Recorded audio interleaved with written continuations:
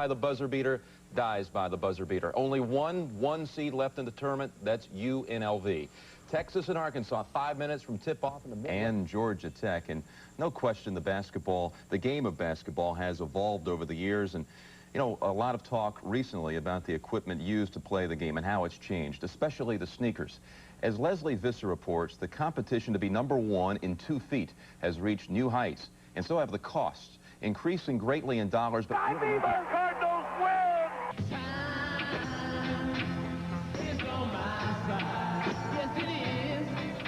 Turner, unable to get inside. Oh, Newby. Holy cow! It's over! They've done it! Are you kidding me? You're putting a guy off the bench? He hasn't played in 10 minutes.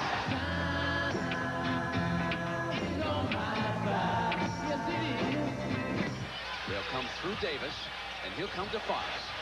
Fox comes down the baseline and hits it. Carolina wins it! Carolina upsets OU!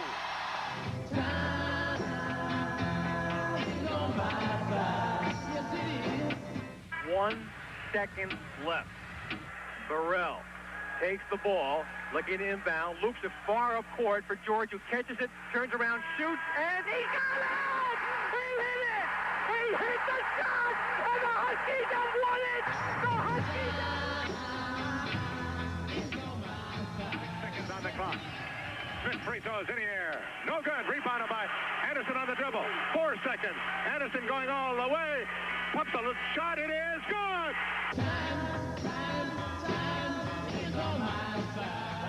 accepts the ball from the official, gets it into Bryant, back to Laettner, he dribbles, takes the shot at the buzzer. Ah! Scores! It's going to Denver! It's going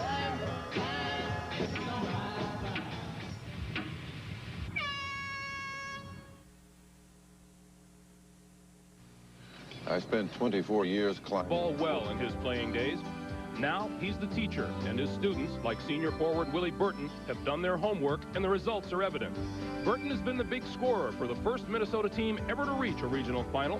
His dream is the Final Four. This has always been a dream of mine, getting to the Final Four, watching on TV and the celebration, and watching the teams continue on and strive to compete in college basketball. And at the beginning of the tournament, we said this is it. And this is actually it. Each game from here on out to be our last. But we're striving for the Final Four. We're only one game away, and that's our goal. Georgia Tech head coach Bobby Crimmins has gotten this far with some of the most talented players in the land. Senior guard Brian Oliver has enjoyed an outstanding career, as has junior forward Dennis Scott. But it took a freshman from New York named Kenny Anderson to tie this group together to bring Georgia Tech to within shooting range of the Final Four. He's just a freshman, but the Final Four has been his wish, too. When I was a little kid, I always dreamed about going to the Final Four, and now I sit here one game away from it, and it will mean the world to me just to be a part of it. Today's winner moves on to Denver, and someone's dream will come true.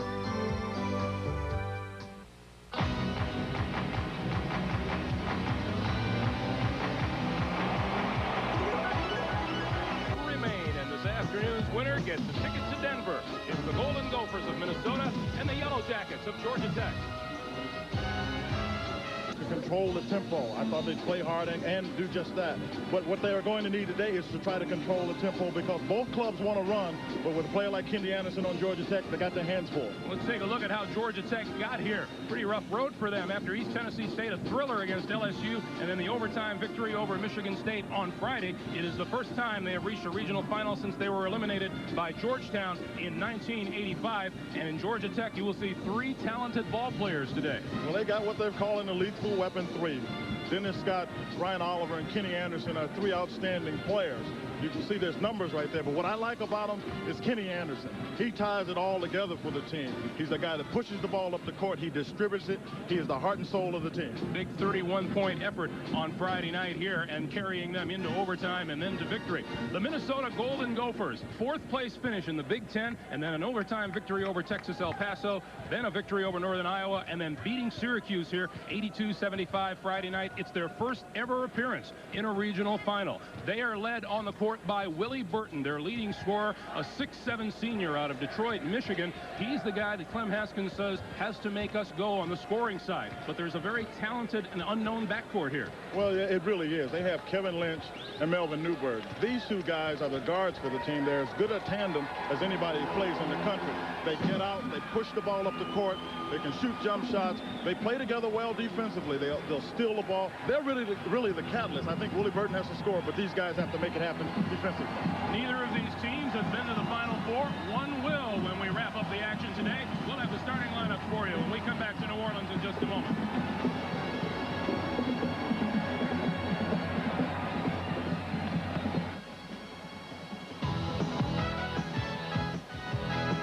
CBS Sports coverage of the NCAA Basketball Championship Regional Final game from New Orleans, Louisiana is sponsored by Budweiser, the king of beers. Remember, know when to say when. United Airlines, rededicated to giving you the service you deserve. Come fly the friendly skies. And by today's Chevrolet, who invite you to see why nobody's winning like the heartbeat of America. Getting to know you, getting to know all about you. Meet the 1990 Geo. Getting to like you, getting to hope you like me. In the 70s, you got to know a small car company called Toyota. In the 80s, Honda. Today, the 90s begin, and we invite you to get to know Geo. Getting to know you. At your Chevrolet Geo dealers. Let's throw a party with your birthday money. I'm putting it into a MetLife State Street Mutual Fund. Balloons, a few friends, your big sister. Maybe a stock or bond fund, a money market or tax-exempt fund. Linus! In time, I could have thousands of dollars in my MetLife Mutual Fund. Thousands? What a party that could be. Get Met, it pays.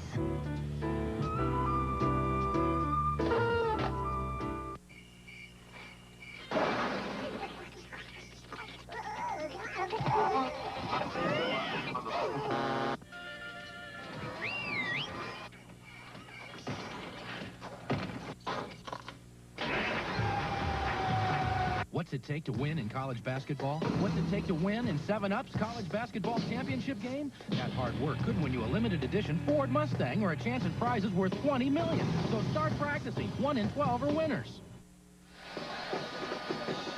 The Louisiana Superdome in New Orleans, the site of today's Southeast Regional Championship game. Fans from both areas are excited, ready, willing, and able for today's matchup. Let's go to today's starting lineups. Public address announcer Ron Barry. Good afternoon, ladies and gentlemen, and welcome to the Louisiana Superdome for today's Southeast Regional Final between the Minnesota Golden Gophers and the Georgia Tech Yellow Jackets. And now let's meet the starting lineups. For Minnesota at forward, a 6'7" senior from Detroit, Michigan, number 34, Willie Burton.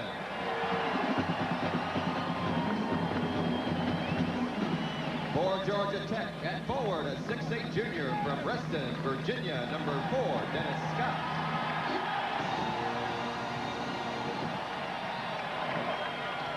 For the Golden Gophers at forward, a 6'6" senior from Aurora, North Carolina, number 33, Richard Coffey.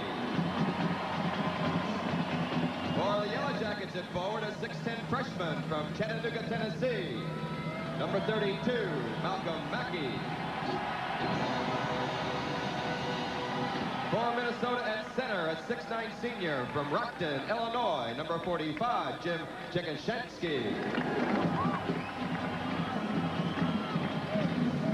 For Georgia Tech at center, a 6'9" senior from High Point, North Carolina, number 44, Johnny McNeil.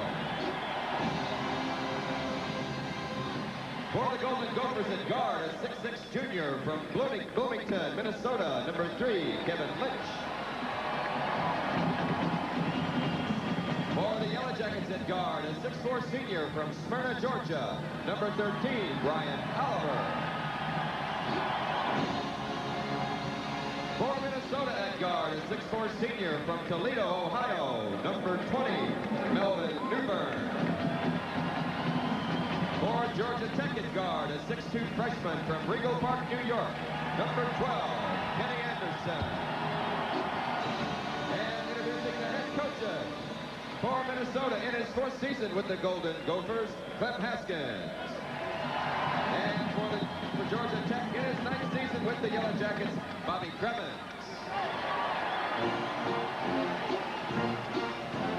Yellow Jackets and Gophers ready to do battle here in New Orleans. We'll be back with the opening tip right after this.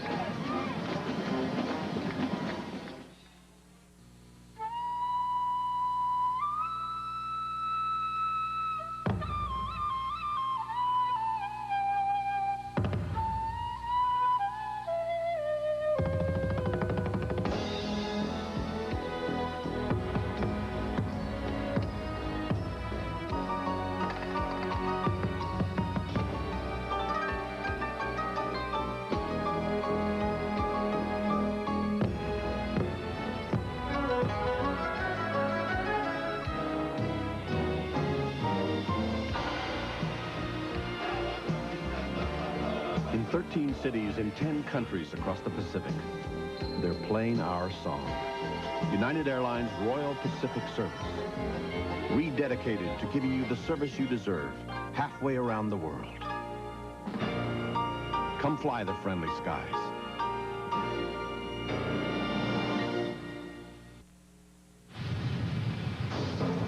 The hurricane hit the Clarys hard. I'm their State Farm agent, Tom McQueenie. I get together with the Clarys for family insurance checkups. Home, car, life, and health. Now the Clarys have their lives back together thanks to those checkups. State Farm has paid out almost $400 million to the hurricane victims. That means State Farm agents have helped a lot of families get their lives back together. And like a good neighbor, State Farm is there. Welcome back to New Orleans, where we will determine a 3rd participant in the Final Four to join Arkansas and Duke. Today's officials: Jerry Donaghy, Sam Croft, Dave Libby. It'll be Willie Burton jumping at center for the Golden Gophers, and Malcolm Mackey for Georgia Tech. Neither of these teams has ever won a regional final. Right here is when you got the butterflies. Until that ball goes up, you don't know quite what you feel. But you'll get an elbow or get down there and bump around, and you realize you're in the game, and it's time to suit up and go. Georgia Tech with the basketball in white. Minnesota's coming out right at the top, playing tough man-to-man defense. Coffey on Scott will be a good matchup. Anderson back to Scott for a 3. Rebound, Oliver, and Oliver fouled on his way up. Foul is on Kevin Lynch. One of the ways I would suspect Georgia Tech is going to try to attack Minnesota is to try to get some offensive rebound baskets, some putbacks. Kevin Lynch has got a good lockup with Brian Oliver. Oliver struggled. Lynch, a smart player, able to play good defense on him. Correction, that foul is on Willie Burton.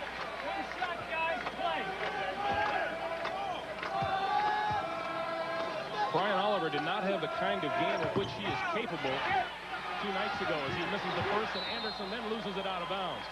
Oliver scored just 11 points against Michigan State, and that's far below par for a guy who comes in averaging over 21 a game. Georgia Tech testing the ball handling ability of Minnesota. Full court pressure right here. Down into the corner to Shikanjansky and back out to Lynch and Burton. And now Melvin Newbern will trigger the offense.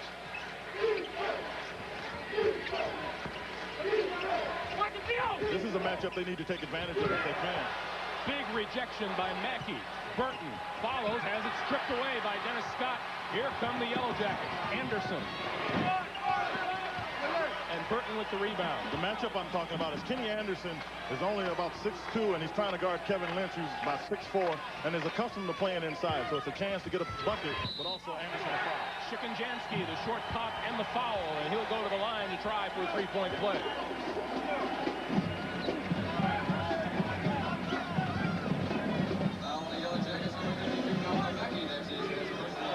Mackey's first personal. Jim Shikenjansky, a 6'9" senior out of Rockton, Illinois. Didn't play that well the other night, Greg, and I know when you talk to Clem, he wants Shikenjansky to be a force inside. Minnesota with the 2-point lead. And here's Oliver into the lane. And picked off by Richard Coffey, who had a great night against Syracuse the other night. All the way across court, Newbern for 3. Coffey there for the rebound. He misses it.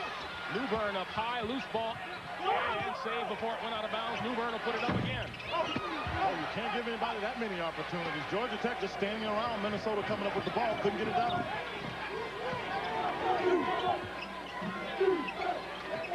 Three-one Gophers. McNeil putting the ball on the floor inside and now goes back on top.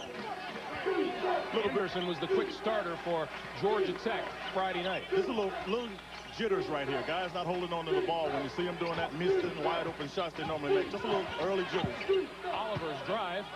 Looks like it went off the side of the backboard. And the officials say out of bounds to Georgia Tech. I was hoping somebody blocked it because, boy, he threw that to the side of the backboard.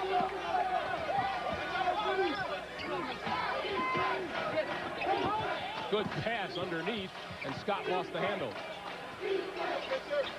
Melvin Newberg has got the task of trying to guard Kenny Anderson. That's a good choice there. Newberg, good athlete, maybe able to slow him up, slow Anderson up. What a move inside by Dennis Scott for the first field goal of the afternoon for Georgia Tech. And we're tied at 3.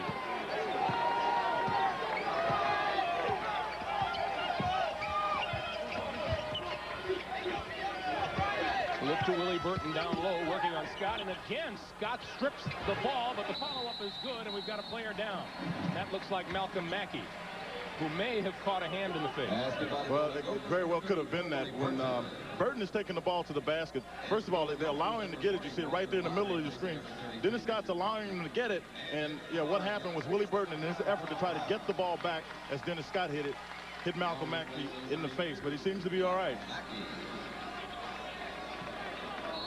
Meanwhile, Willie Burton is holding his hand down court. And while Mackey is treated on the sideline, number 5, Carl Brown, has come into the lineup for Georgia Tech. Carl Brown, a good defensive player. Scott. Nice move to the baseline by Dennis Scott. Dennis Scott, that's the way he got off against Friday night against Michigan State. You can't play behind him because he's 6'8", and it's very tough down on the block. You need to front him.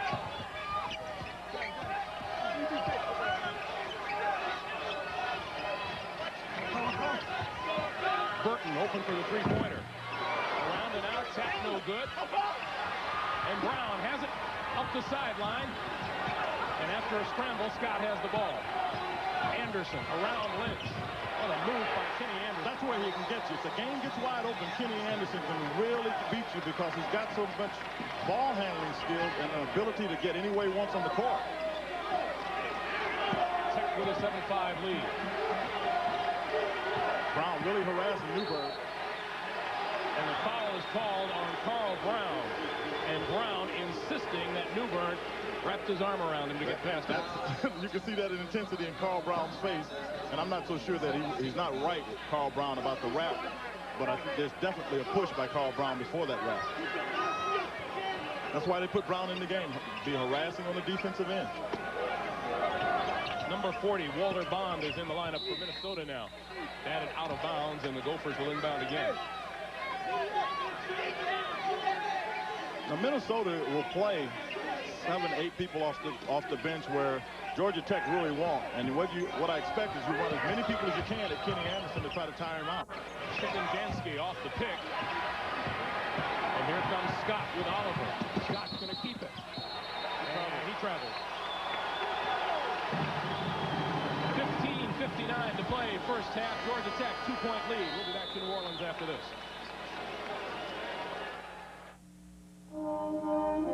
Because there's a man in Chicago planning his retirement this year. Because there's a family in Boston who hopes to send their kids to college someday. Because there's a doctor in New York looking forward to the day she'll open her own clinic. Because every investor is different, with dreams all their own. Dean Witter measures success, one investor at a time. Dean Witter, a member of the Sears Financial Network. It's a quiet afternoon in Ford County. Flossie shopping? Yep, said she had a fistful of coupons. Said she's going to get $5 back. That's nothing. Guy up the road is getting hundreds back. On groceries? Oh, nope, on a new Chevy truck. But with cashback incentives, the benefits of purchasing now grow exponentially over the term of the contract. Cashback. No wonder people from Ford prefer Chevy trucks. Nobody's winning like the heartbeat of America. Today's truck is Chevrolet. Brewing is an art. I've done it for years. I love working with nature's own ingredients. I love carrying on a skill that's been passed down for generations. And I love reaching that moment when a good beer becomes a great one. We brew our beer with great care. It just isn't right to abuse it. A reminder from Budweiser. And then there were two. CBS Sports presents the battle for the national title, the NCAA Women's Basketball Championship, next Sunday. What great games took place yesterday in New Jersey and in Dallas, and Blue Devils and Razorbacks are on their way to Denver. Duke and Arkansas will meet in one game in Denver, and the winner of this one will play the winner of the one to follow today. University of Nevada, Las Vegas against Loyola Marymount. Get the track shoes out for that one. Yeah, you see that you need the track shoes out. Loyola Marymount is in better shape than they were the first time that Las Vegas played them. Bond to Shikanjansky. Around and out, tap up no good, another one no good, and Burton helps crash the board. That is just going to bury Georgia Tech if they don't get on the defensive boards. Oliver back in a hurry and scores. Big power move. Well, see, that's what they want to do. They'll push it up, but they can't afford to give up the board. Back comes Newbern, and they lost it out of bounds. No, saved by Walter Bond. Lynch, good bounce pass. Willie Burton on the pass from Lynch. 6 points for Burton, and we have a tie at 9. Kenny Anderson. Get any way he wants on the court, Greg. I'm telling you, as good as anybody I've ever seen at the point guard spot, getting to where he needs to get. After a cold start, the Yellow Jackets have now hit their last 5 shots, and they have a 2-point lead. Georgia Tech has come out now and gone into their 2-1-2, 2-3 zone. Shikanjansky finds the hole in the middle, and it falls. The last place you should get it is in the middle with a 2-1-2.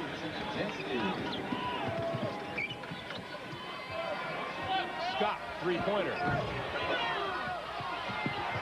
And Walter Bond has the rebound for Minnesota. Glenn Haskins says the Gophers have to own the boards today. And whether they're really getting it is on the offensive board. And I'm not sure that's something that Kim is expected. McNeil made Shikanjansky adjust his shot. Here comes Anderson. Got to get back.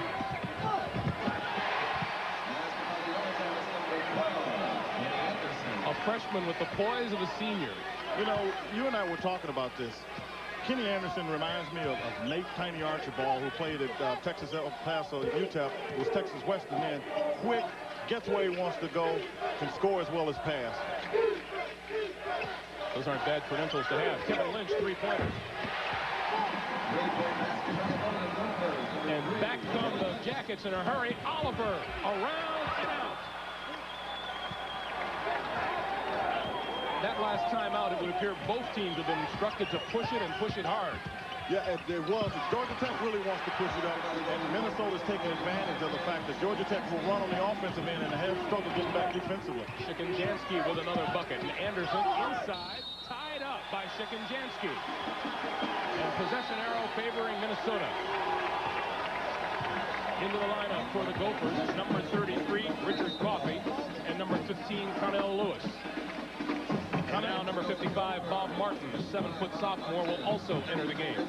Martin had a big game. Shikanjansky started off well, but Martin had a big game against the other night. But what I see that Clem is going to do is he's going to run all these people into the game because he sees it's going to be an up-and-down contest. And I'd say it favors him in the fact that he's got a deeper ball club. Witness the fact that both Scott and Anderson played all 45 minutes Friday night. Connell Lewis with a good fake.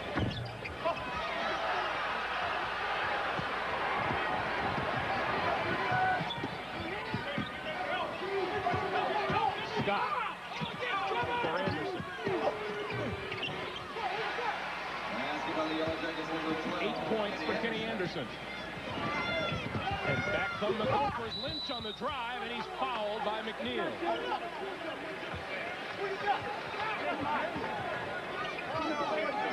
Right now, Nevada, Las Vegas, and Loyola Marymount would be hard-pressed to match this. I was going to say that. This is as good an athlete as Clem Haskins has on his team in Kevin Lynch. You know, when you talk to the coaching staff, they said that Kevin Lynch has got to play big for him. He's got to score. You saw him shoot the three-pointer. He can take it to the basket, and he had a big half on Friday night. He needs to continue that. And it was the second half, too. He had a 2-point first half and came out blazing with 16 in the second half to help beat Syracuse. There's the 4-year coach, Clem Haskins.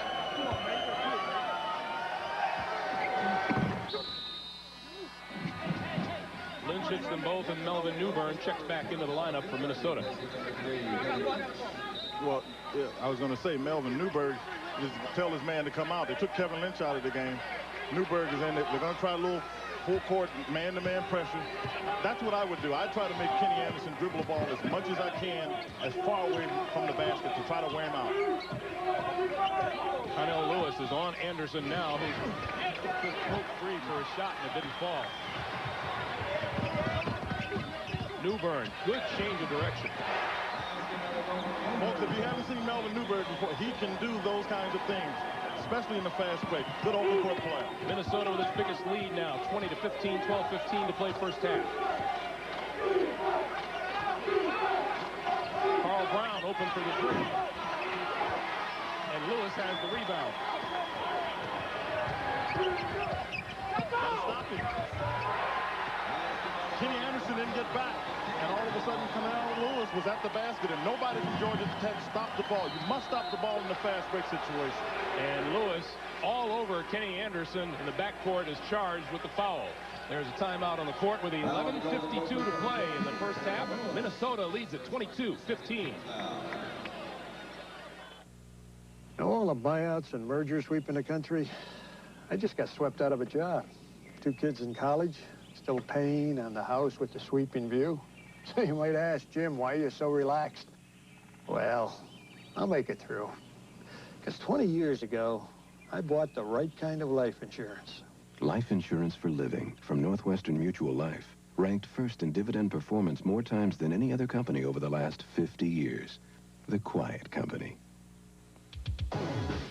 Pizza Hut presents the 3-point play. Right now, put up $8.99 and pick either 1, a meat lover's pizza, 2, a cheese lover's plus pizza, or 3, a pepperoni lover's pizza. Or for just $12.99, pick any 2 of the 3. So go for the 3-point play. That's 1 for $8.99, or any 2 of the 3 for $12.99. Now that's one deal you don't want to miss.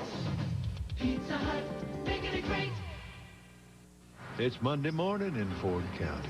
That full-size Chevy pickup sure has a more advanced design than Ford. Now that you mention it, the lines do remind me of modern neoclassic sculpture. I see a lot of Bauhaus influence. The understated simplicity even contributes to greater fuel efficiency. Form follows function. High fuel efficiency. No wonder people from Ford prefer Chevy trucks. Nobody's winning like the heartbeat of America. Today's truck is Chevrolet.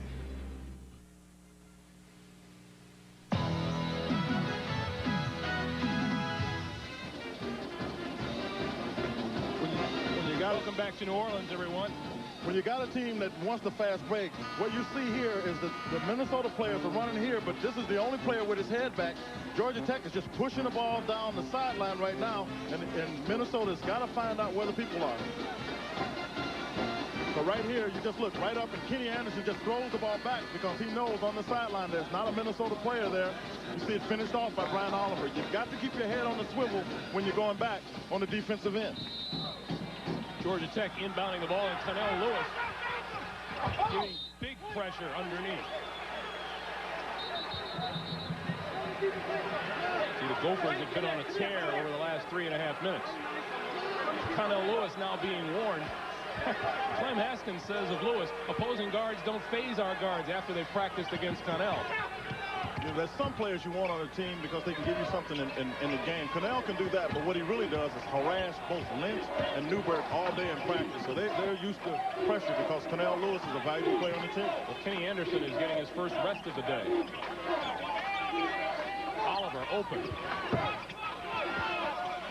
Mackey with the rebound, and Carl Brown will start it over. And Dennis Scott will put up a major league three-point from there. 7 for Dennis Scott, who set an ACC record for three-pointers in a season this year with 121 of them. Newbern in the lane. And was lucky to get the ball back. He really was. He got the good head and shoulders fake, had the shot, and missed it. Scott, another three-pointer. And Scott will go to the baseline off the glass too hard, and that's a travel. Couple of Georgia Tech Yellow Jackets fighting for the basketball. See, I imagine you'll see Kenny Anderson get back in the game because he is the one player that gets Dennis Scott shots in the floor of the offense, because Dennis' second shot was just something he threw up there. That's why he missed the whole thing. Anderson back in to replace Carl Brown. Under 11 minutes to play in the first half. Greg Gumbel, Quinn Buckner at the Louisiana Superdome. 24-18. Minnesota on top and with the basketball. Georgia Tech back in man-to-man. Newbern inside. Nice move. Didn't get the roll or the bounce. And Mackey has the rebound.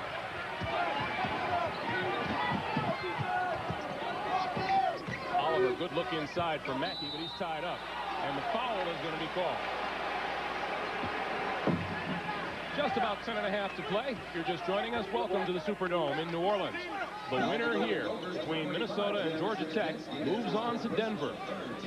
Join the Final Four. And right now, Minnesota leads at 24-18. It has been Minnesota that has been taking advantage of the up-tempo pressure thus far. And they also, Greg, have been getting some good defensive effort, but more importantly, they've gotten some offensive rebound baskets, some putbacks. Richard Coffey with the foul. That's his first. Now the Golden Gophers, number 33, Richard Coffey. That's his first personal 14. And back into the game is Willie Burton from Minnesota. He'll replace Walter Bond. At the line for the Yellow Jackets, shooting 2. Here's Brian Oliver. Had a great ACC tournament. Finished as the MVP with 70 points and 15 rebounds and 7 assists. Brian Oliver is one of those kids that originally Brian lived in Chicago, and he moved out of Chicago to go to Georgia, and he probably ended up somewhere in the Midwest, but I'm sure Bobby Crimmins is just tickled of having down at Georgia Tech. Burton called for the travel.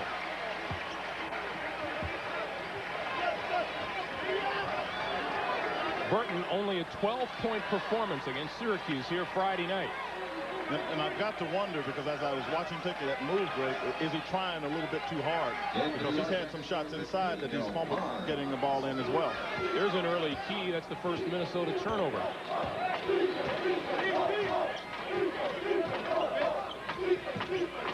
Scott open. And the rebound off to number 15, Darryl Barnes, who is in the game, and the turnover from Georgia Tech.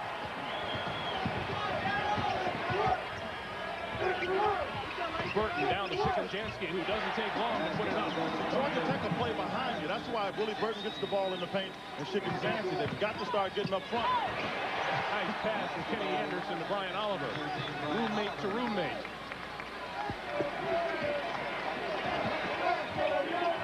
Minnesota by 5.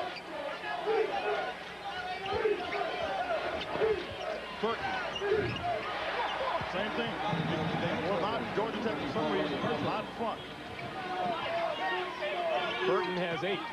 Dennis Scott looking for Mackey underneath. Ball gets away. The Gophers had it. And lost it. Dennis Scott is fouled as he went to the hoop, and that'll be on Kevin Lynch. That is the 3rd time already in this game that Dennis Scott has stripped the ball.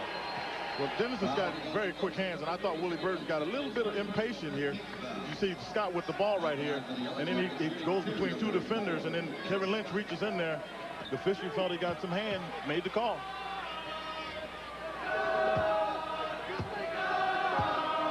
Dennis Scott Shoots 79% from the line. Substitution into the game for Georgia Tech is Johnny McNeil. Getting a lot of bodies in here. Going up and down the court, especially for people like Mackey and McNeil and Barnes. That wears the big men out.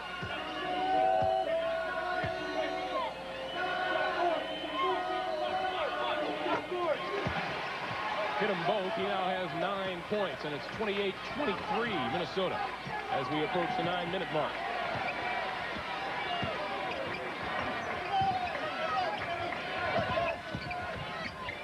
Top of the key, Shikanjansky. Gophers are really clicking and making the most of their shots.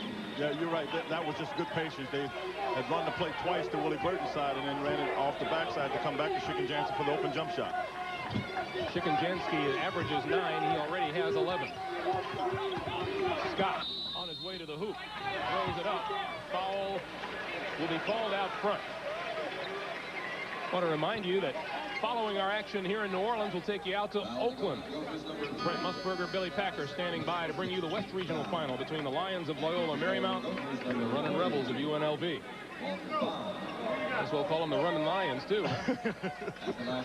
There will be some running in that game. Jerry Tarkanian said his club will run. And if he runs with Loyola Marymount, if Loyola's making those shots, it's going to be a long afternoon for the Rebels. Brent and Billy have done some training for this one.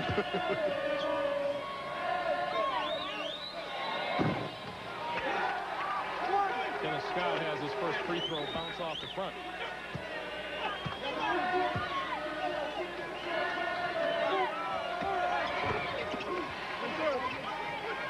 $10 points for Scott.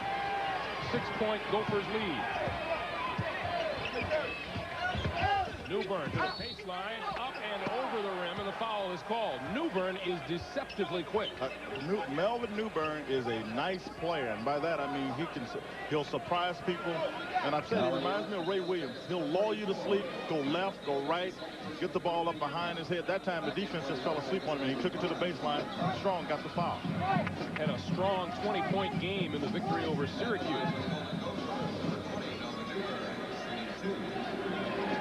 See, Johnny McNeil with his second personal becomes something significant here if he gets the third one, obviously, because Georgia Tech doesn't have as many big bodies that they can keep running in there, and it almost got them in trouble Friday night. So they've got to be concerned about the inside players getting in foul trouble.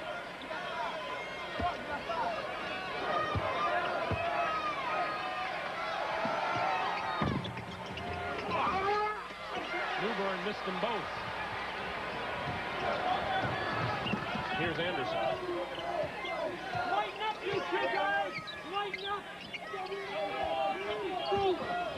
Now Carl Brown will look for Anderson again. Here's Scott. They're going to double him. Backed his way in, and that's a charge. They were going to try to double him, and Dennis Scott heard it, and because Richard Coffey hollered, now, and in his anxiousness, Dennis Scott lost his balance and ran into Richard Coffey. Sixth turnover for Georgia Tech.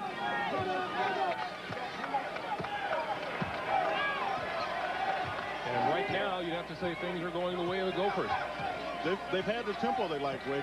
They run smartly, if you will. They'll run only when they have advantage. They won't try to force it up. Where Georgia Tech will at times just try to force the action up. Burton for three. Oliver has it. Here come the Jackets. Anderson around his man and nails it. 10 points for Kenny Anderson. Georgia Tech within 4. You see a very active Bobby Cremins on the sideline. Boy, is he ever active. Bond tried to get it down low, tapped away. Brown comes up with it. Well, he got that activity over to his players, and that's what he was really saying. Guys, you need to get more activity in the zone defense. McNeil kicks it back outside. Scott. Well, he can hit a shot from anywhere. Quick release, too.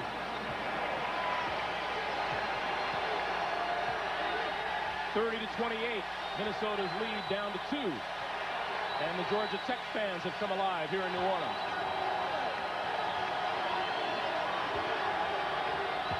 Newbern to the baseline. I'm telling you. Anderson back in a hurry and lost control. And Newbern will push it back 1-on-3. And batted out of bounds by Anderson. 6.5 minutes of play. Breakneck pace. We'll take a pause and come back to New Orleans in a moment. You've been staring out there all day. What are you doing? Trying to figure out which computer is the most powerful. Well, that's easy. The one with the most memory, megahertz, MIPS, you know. No, I don't think so. There we go. I think the most powerful computer is the one that people actually use. Macintosh has the power to change the way you look at computers. But that's not really a fair comparison. People like using the Mac. Of course, you can imagine this tower was 300 feet tall. And when it hit his house, and then you see how it flattened the metal. So we got a real good whip out of it. Hurricane Hugo surprised many people. Allstate's catastrophe team was ready. With Allstate coming and the adjuster coming as quickly as he did, I think you need them. I really think you need to have a good insurance company like Allstate. Allstate came through when they had to. And I'm glad we have it. All week long, Mike Ryan is a buttoned-up, by-the-numbers, straight-ahead type of guy. But on the weekend, Mike likes to get into his Quad 4 Chevy Beretta GTZ, find a twisty road, and put it all behind him. Nobody's winning like the heartbeat of America.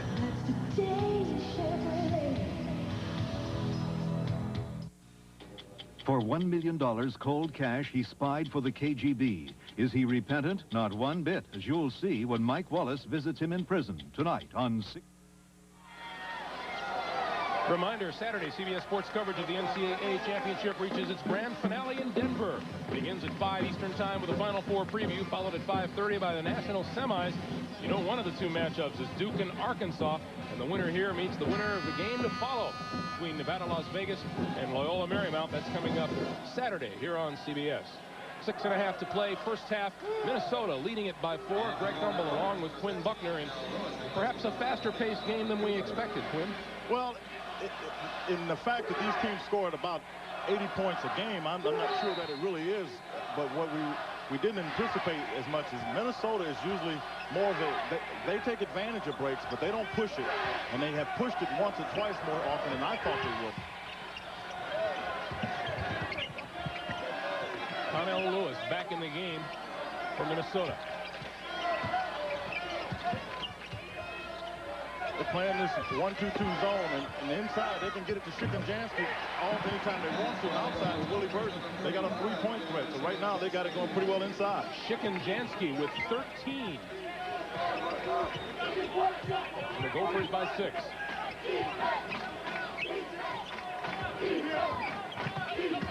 Brown saves his way inside and missed the layup. Rebounded by Coffey.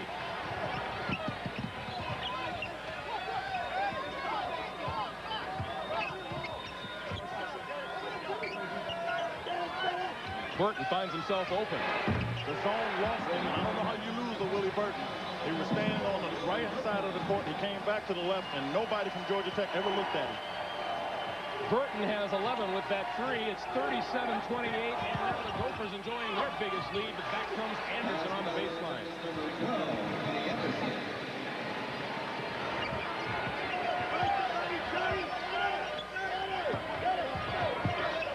Coming up on 5 minutes to play, first half.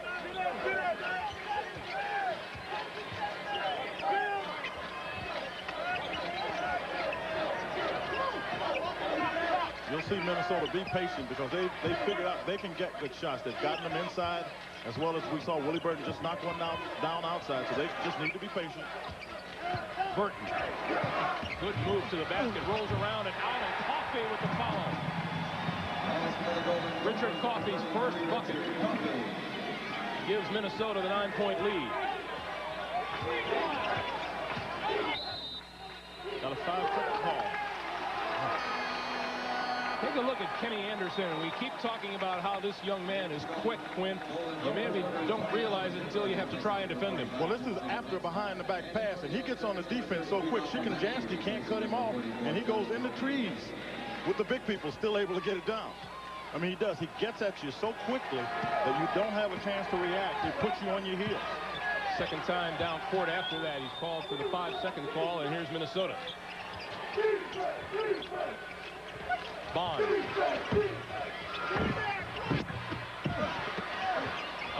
Minnesota tough on the offensive board. And that was 2 against 5. I mean, Georgia Tech is just not blocking out. Burton 3. And the Gophers are on fire. 14 for Burton, 12-point lead for the Gophers. Oliver off the baseline, and the follow-up by Carl Brown. Brown sneaking inside from the backside. That time Minnesota got a little bit of its own medicine. They didn't block out and got the shot taken on them. Here's Burton into the lane. Willie Burton with 16 points now, and again, back down court in a hurry. The block by Burton won't count. That'll call it a goaltend. 3:27 to play. First half, we'll take a break with the Golden Gophers looking golden.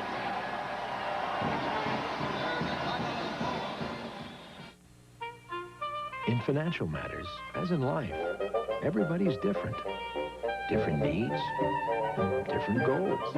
The Principal Financial Group understands. Our financial services are as unique and individual as you are. Personalized solutions that offer each customer an advantage. That's the Principal Edge. It's made us one of America's largest. So for diversified products that fit your financial needs to the letter, look for the Principal Edge. Heard from an old student. Remember Brian McKenna? Smart kid. Good ball player. Great hands. Where's he going to college? He's not. Too bad. Studying aviation electronics. But you said... In the Navy. Then college. The Navy College Fund in Montgomery GI Bill. Over $25,000 for your college education. You and the Navy. Like I said, smart kid. Full speed ahead. We're painting with Sears Best Weather Beater paint, our most durable ever. It will keep looking fresh for years to come. And that's important, because to maintain one of America's longest wooden roller coasters, it takes thousands of gallons of paint, making it a job nobody wants to repeat for a long time. Sears Best Weather Beater. Right now, we've reduced the price on this premium quality Weather Beater satin to only $11.96. But hurry, sale ends April 1st. Willie Burton has been playing an outstanding half of basketball, but here he tries to get back, and he goes up for the block, and there's no question if you see it. The ball hits the backboard, and then he pins it, and it's coming down, so that it's definitely goaltending. What's pretty evident is that the Golden Gophers have been very aggressive at this end of the court.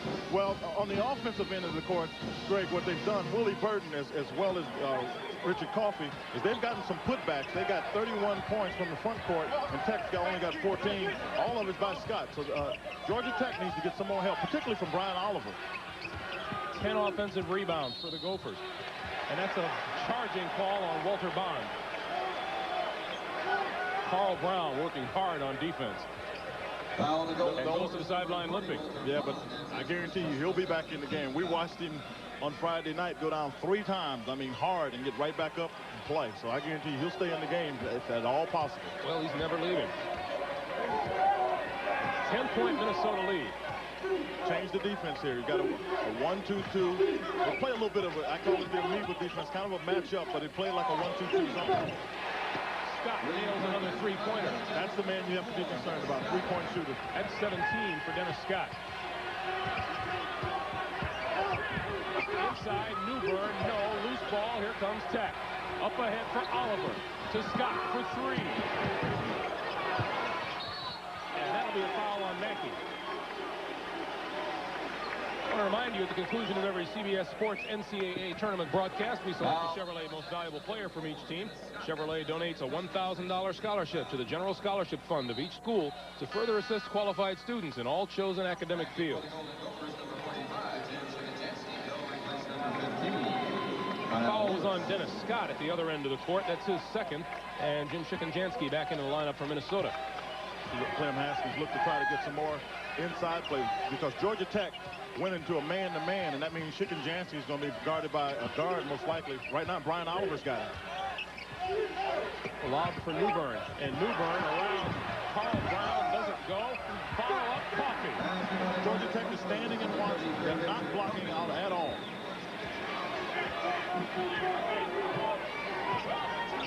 2:10 to play, first half. Here's Anderson to the baseline. Throws it up and draws the foul, and he was nailed. Here's an example right here. Melvin Newbern takes the shot, and you see that Georgia Tech's player are standing outside. You see 3 of them out here.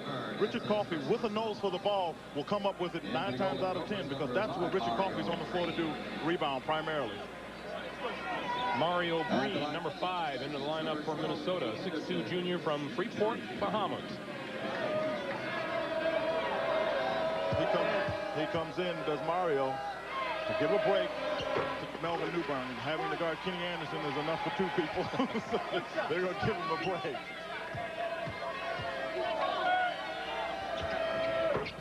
$14 points for Anderson. 46-39 with 2 minutes to play.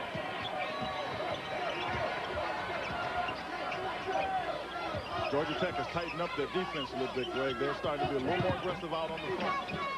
Bond to the baseline, missed everything, 2-on-1, and now Burton joins the fray. Anderson, change of pace. Oh, what a shot. And Mario Green called for the foul, and he doesn't think he's guilty. Well, if you let Kenny Anderson get into an open court game, you're at his mercy because he can stop on the dime as he did that time and then take off. I'm sure Clem Haskins would have told his team, if you can come out and pick him up early and make him make a decision, it helps everybody getting back to protect.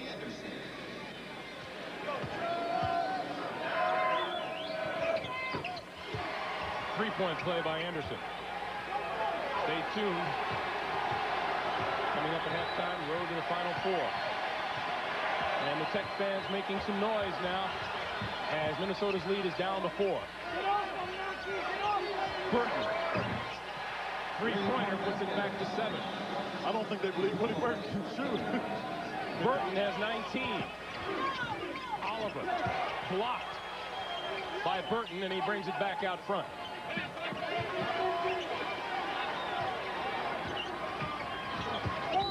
That's an offensive foul on Brown.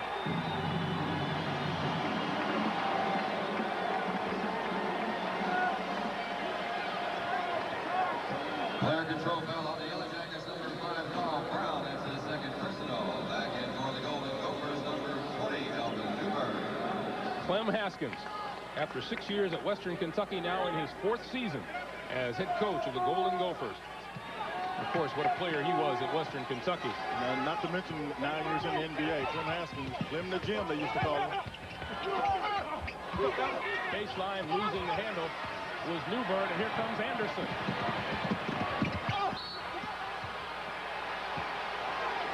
Foul by Burton, and Anderson will make another appearance at the free throw line. You know, Bobby's Crimmins crew is doing a good job pushing the ball up the court, but at the last 2 times I've seen the fast break situations, there hasn't been much defensive transition on the part of Minnesota. They've got to get the guards back because Kenny Anderson is just a handful.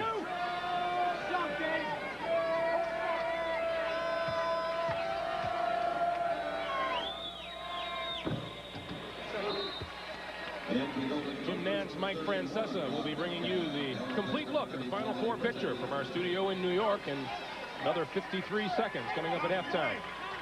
One shot, guys, one. Mike Francesa probably has another one of those neat ties today, don't you think? Mike Francesa is doing all right with his ties. I'll give him credit. Anderson now 5 out of 5 from the line, 49-44 Minnesota. 31 Rob Metcalf in for the Gophers. Well, he has the ball. Yeah, Metcalf would come in. He was originally going to Virginia and decided to come back closer to home.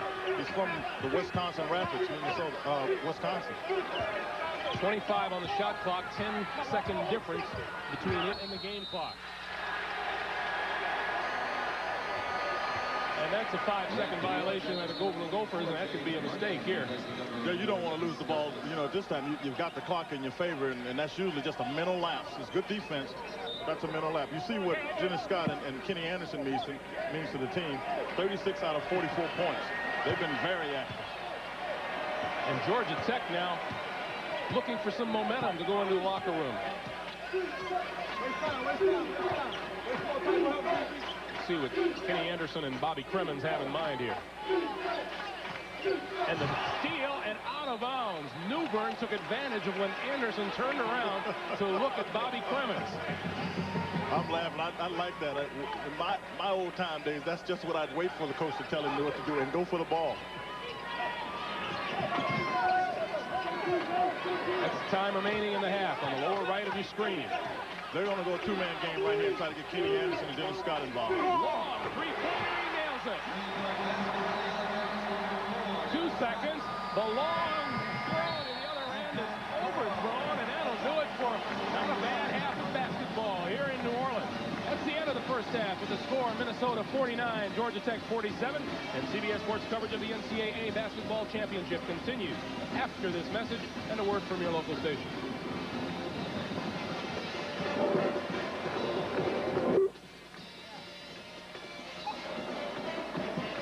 The Principal Financial Group. Financial products that give you an edge. The U.S. Navy, you and the Navy, full speed ahead. And by the new generation of Oldsmobile, official car for the NCAA Championship. For 1990, some Oldsmobiles are new from the ground up. Others are new from the top down. Some have striking new profiles, while others have bold new side views. Some new Oldsmobiles are at home in front of mansions, and others are at home in front of everything else. This is the new generation.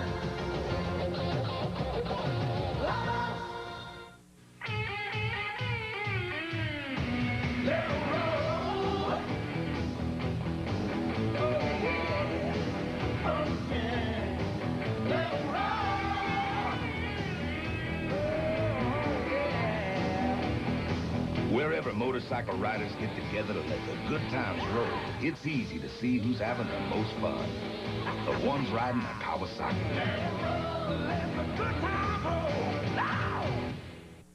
The Italians lust for anything American. So in cars, Tonio Liguori prefers an American one. And of all the ways to a woman's heart, he chooses the American way. Cool, clean, Old Spice. #1 in America. #1 in the world. Only one deodorant in the world has so many odor-fighting ingredients with the cool, clean scent of Old Spice. One mother seeking a better life for her family. I'm talking survival. Another fighting to protect her children. There were cops watching us like we were criminals or something. And a man whose love for his family and city is about to be tested. Don't you touch her! The powerful true story of 3 families searching for common ground. A world premiere tonight. This is CBS. Today, American Airlines will take people from all around Houston to someplace very special.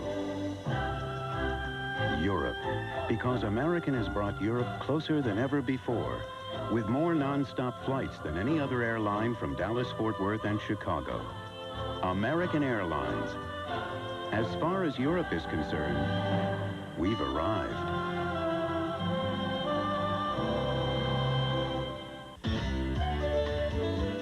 This graph shows that your car can drive better with Texaco's System 3 gasoline. In the BMW test, ordinary gasoline built up valve deposits, but System 3 actually took them away. Tank after tank, valves got cleaner and cleaner. As for performance... Available in all octane grades. After 5 tanks, it gets even better.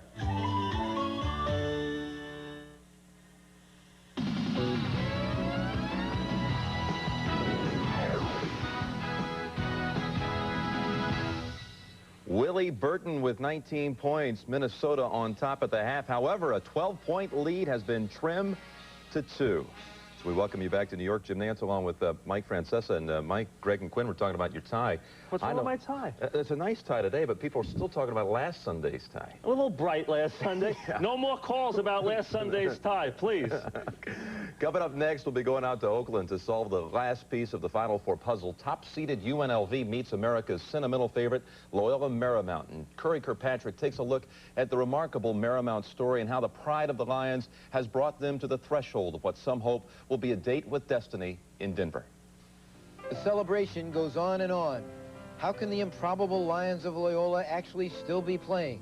Is it fate, karma, hopes, dreams? This is something that all the kids out there dream about, and when it finally comes through, it's hard to grasp everything at the moment. The Loyola package includes sudden missiles lofted from deep in three-point territory, open court kamikaze dunks, and the bodacious Kimball style that recognizes no bounds, no barriers. Loyola Marymount is a organized form of street basketball, and it's just like throwing the balls out there on the court and saying, go play, and Coach Westhead really doesn't have much say when we're out there on the court. The irony is that Westhead lost his job coaching the LA Lakers when Magic Johnson complained he had too much control and that the Lakers didn't play fast enough, even though the team had won the championship in Westhead's rookie season. A decade later, things have changed. Westhead's circus act is the envy of coaches, players, and fans everywhere. Perhaps the recent success of the basketball team could be foretold by another Loyola graduate, Jack Haley Jr., whose father was the Tin Man in The Wizard of Oz, and who himself produced the MGM extravaganza, That's Entertainment. Certainly no basketball team in recent history has entertained America quite like the Lions. I've never been in this kind of situation where I sense people really want you to win. You know, and it's not the typical rah-rah. Who could help but be touched by the tragic death of Hank Gathers? In the wake of Loyola's loss, even professionals have had to abandon objectivity. You're not rooting against anybody Loyola Marymount's playing against, but you just have to root for them. I think it's impossible not to. In adversity, team relationships have been cemented forever. The sorrow is that it took Gathers' death to get a nation to notice the spectacular team. For the wrong reasons, I guess. You know, I wanted teams to see us play. You know, I think we play the most exciting brand of basketball around. And unfortunately, Hank's death brought us into life. Even Loyola's opposition is well aware of the enormous task it has become to play against the Lions. They've got a lot of momentum going for them. They got a great following now, and I you know, I think anybody who watches them play has to really like this team. I mean, they play with so much heart. No question. And Mike, we're joined, of course, here at the half by Leslie Visser and Lynn Elmore. And Lenny, you made a point to me earlier about the intimidation factor, perhaps, for some teams in this tournament going against Loyola. You don't think that's going to be a factor today for UNLV? I don't, because UNLV has played them before. They've beaten them. And normally when you hear the legend of Loyola Marymount, you think of them flying up and down the court and ultimately fatiguing the other team. Well, if you haven't played them, you worry about that. Fatigue does make cowards of some players, and that psychological burden hurts you when you go into a game against them. UNLV has beaten them, as I said. They know what it takes to beat them, so they won't have that added burden when they go into this game. Leslie, how do you see this one? Yeah, I agree with Lenny. You know, sort of lost in all the Loyola merriment is that UNLV is deep and talented. They have the nation's premier front court, and, hey, they're out for a title themselves. Mike?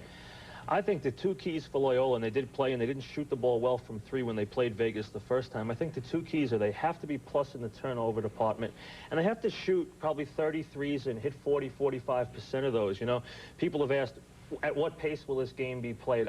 You won't play it at 140. I don't think Vegas wants that. I think it'll be played somewhere around the winner will have, I think, between 105, 110 points. I think it's going to be a very close game because I don't think Vegas is playing that well right now. And when they met in the preseason NIT, it was 102-91 in that game. Right. So Loyola was held to only 91. What about the trend we're seeing here in the tournament, Mike, with high-scoring teams advancing on? Well, what we have is we don't have a team left that's still alive right now that averages less than 83 points.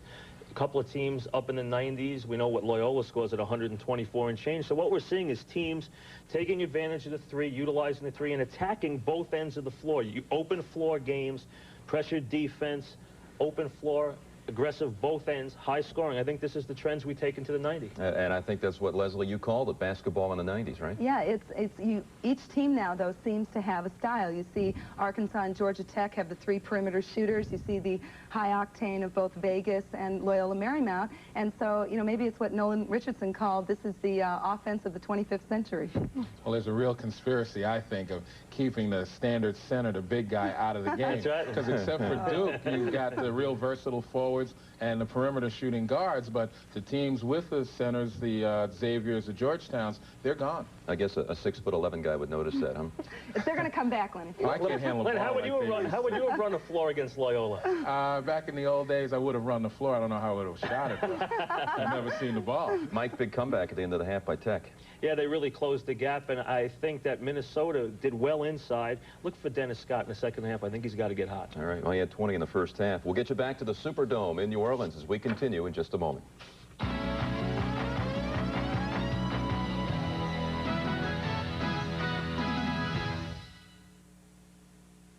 Just how many hand tools does it take to remove Pontiac Transport's innovative modular seats? Only 2. Transport, the Pontiac of minivans. How many different ways can you arrange the modular seats and cargo area of the new Pontiac Transport? Who knows? Transport, the Pontiac of minivans. We build excitement, Transport. Drug abuse has become so common that most of us know someone who's a drug user. Maybe that someone is a classmate. Maybe he or she is a friend or relative. Maybe that someone is you. If you are involved in substance abuse, it's not too late to stop. There are programs and people ready to help. Think about it. If you can stop using drugs, you can stop wasting your money, your friendships, and most importantly, your life. This message furnished by the NCAA. Well, if I hadn't gone to college, the opportunities that I've had in terms of a business career just wouldn't have existed. And Georgetown was a wonderful experience for me because it really exposed me to another part of the world and to things, experiences and ways of looking at the world that I would have never had probably anyplace else with its multi-international nature and being located in Washington, D.C. When I went to Georgetown, they were recruiting freshmen for a sport called crew, which I knew a little about but sounded interesting, and tried it and discovered that I really liked it a lot. It was a terrific experience. It was a great way to make friends, and the sport itself was really wonderful. It was very competitive. It kept you in tremendous physical condition, and again, it had all the benefits of team sports and the things that you can learn from team sports in a college environment. This message furnished by the NCAA. Our halftime score, the Golden Gophers of Minnesota 49 and Georgia Tech 47 as we continue at the Superdome here in New Orleans.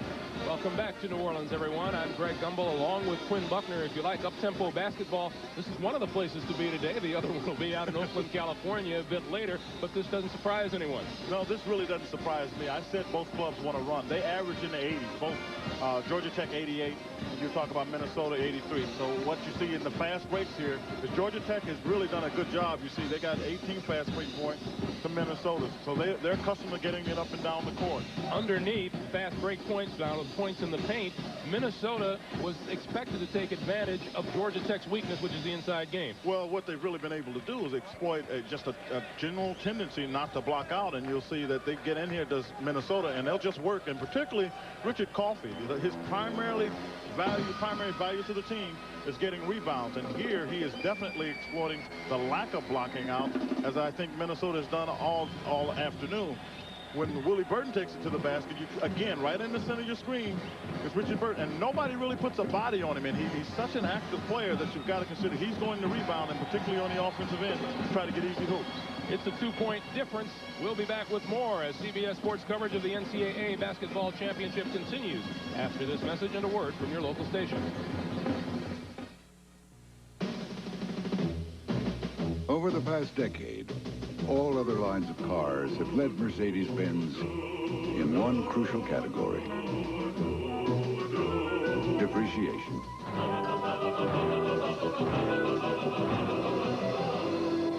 which proves that sometimes great cars finish last. Mercedes-Benz, the resale legend.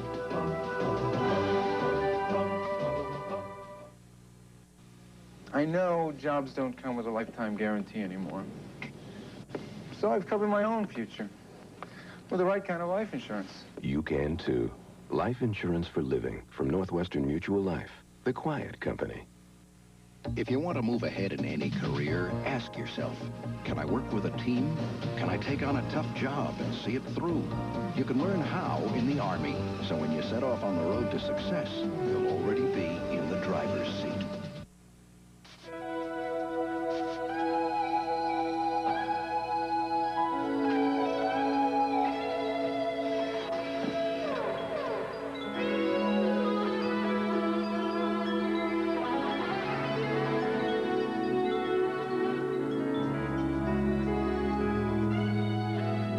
Life's full of simple pleasures, like the comfort of Levi's jeans.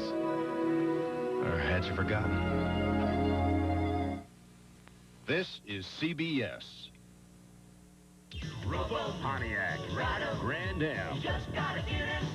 Now, for a limited time, Pontiac Grand Am from just $199 a month at your Texas Gulf Coast Pontiac dealers. Grand Am, $199. Pontiac Grand Am with optional equipment like tilt, cruise, and more. Now from just $199 a month. Get on your Pontiac and ride, Texas ride. The $199 a month Grand Am from your Texas Gulf Coast Pontiac dealers. You're free to get out of the house. You're free to get out of town. You're free to pick your pace up without being tied down. You're free to leave anytime, go in any direction, and still stay in touch, because you've got connections. At Southwestern Bell, we have all kinds of ways to help people stay close, even when they're apart. You've got it made. You got great connections. CBS Sports coverage of the NCAA Basketball Championship Regional Final Game is sponsored by Honda Power Equipment, innovative and dependable lawn mowers, lawn tractors, and riding mowers. Levi's 505 and 506 jeans, and by Mercedes-Benz, engineered like no other car in the world. We're in the Louisiana Superdome in New Orleans. Southeast Regional Championship. Today's winner moves on to Denver as a member of the Final Four. Minnesota leading Georgia Tech 49-47. Greg Gumbel along with Quinn Buckner. And for the Golden Gophers, an amazing shooting percentage in the first half today. They've been doing very well, and they even had a better performance Friday night against Syracuse in the second half. The question is, do these things even out, Quinn? Well, clearly it will even out. They will shoot about 50% on the game. Now, I'm sure when Minnesota went in with Clem Haskins at the halftime, he said, our primary concern is to stay on the glass, but more importantly, we have to get back for defensive transition to stop the fast break. And Georgia Tech, on the other hand, has to become a little more aggressive in their blocking out on the defensive glass to not allow the putbacks by Minnesota. Here we go, Kenny Anderson to Brian Oliver. And back to Anderson.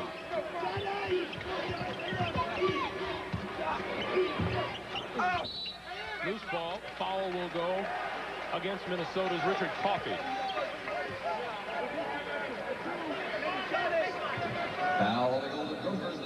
That's 2 on Coffey. I would be surprised to see Georgia Tech try to get Kenny Anderson the ball somewhat secondarily. By that I mean he may not handle it as much, because now he gets it off the pass with a pass, dribble, or shoot situation, as opposed to always dribbling the basketball. Does that mean create less? No, by no means does. It gives him an extra option, because now he not only can pass and shoot, but he can dribble at the same time. You know what I mean? You're a triple threat now. You go from passing to shoot to dribble instead of just always dribbling and shooting. He has tied the game for Georgia Tech. 49 apiece. Man-to-man defense. Shikonjansky, who had 13 in an excellent first half. And now Lynch working on Anderson. Throws up an out-of-control shot that hit nothing, and here comes Georgia Tech with a chance to take the lead. McNeil, nice move down the lane. Another thing, the transition, you don't get back. McNeil will beat you, but Anderson can get it to anybody. And Georgia Tech with the lead at 51-49.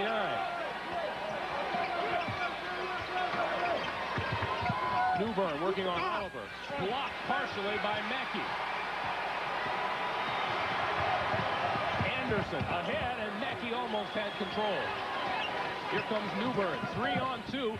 Good change of pace move. Well, he's got it a lot like Kenny Anderson. He'll set you up with a head fake off the dribble and just keep going.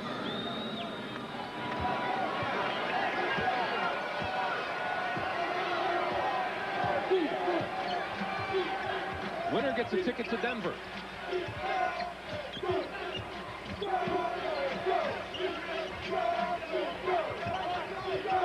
Dennis Scott off the pick. Too long. Newbern has it.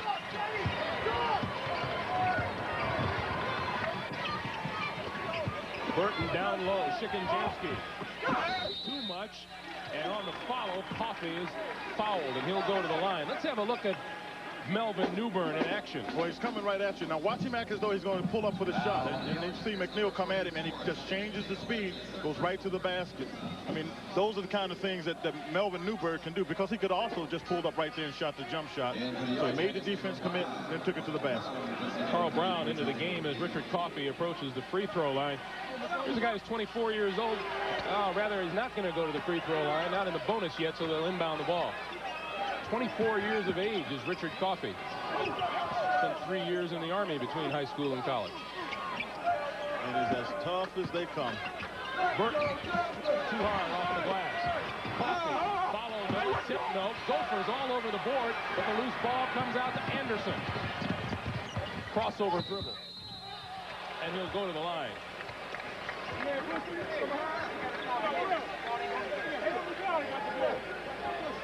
Yeah, he's mad because he missed an easy shot. I mean, got in the paint and right in by the little dotted line, and that's one he'll probably make 9 out of 10 times.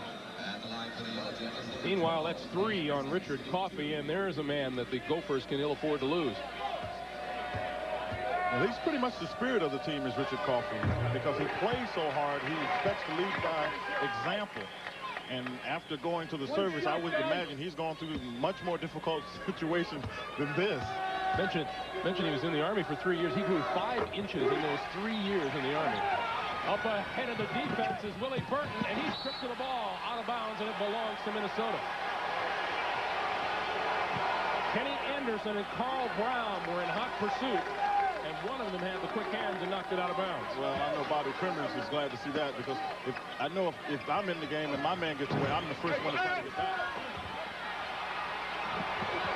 Coffey doing hard work, and the basket doesn't go, but Lynch will go to the free throw line. Saw the effort of Coffey that got the ball back from Minnesota. He'll go on the floor for it. Just really tough player. Brian Oliver commits his first personal. There's Coffey. And Kevin Lynch will shoot. The intensity level for both teams seems to have picked up since the halftime, and I would suggest that in the locker room that both Bobby Crimmins and Clem Haskett made it be known, fellas, we got 20 minutes before one of us has to go home. Kevin Lynch, a 78% free throw shooter, missed the first.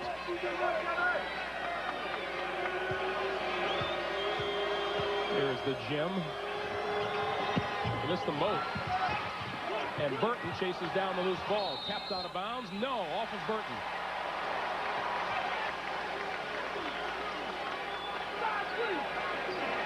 Been telling you what Minnesota's been doing on the offensive boards. There's proof positive. Well, they've gotten 3 here at the top of the second half, Greg, but they're not putting them back in.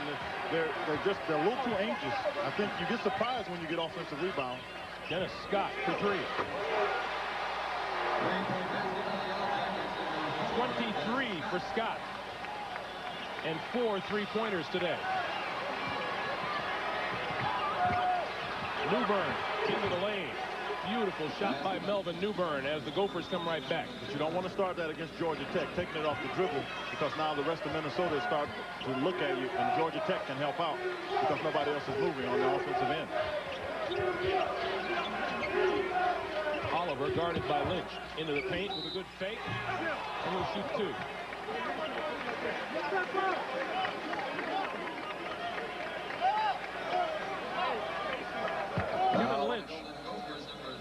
guilty party, and that's 3 on Lynch.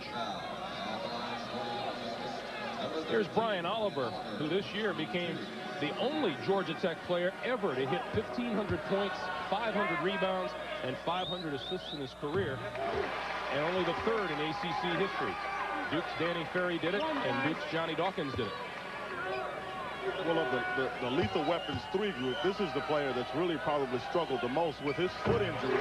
Brian Oliver hasn't been able to really go up strong, and it seems as though he's come out here in the half and really just, I'm going to put it on the line. Oh! Chicken-Jansky rejected by Mackey, and the follow by Burton.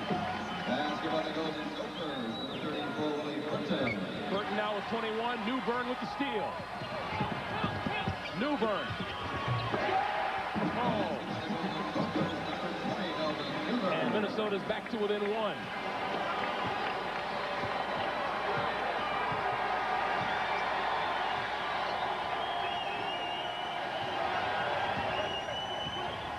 Now the Minnesota fans get into the noise.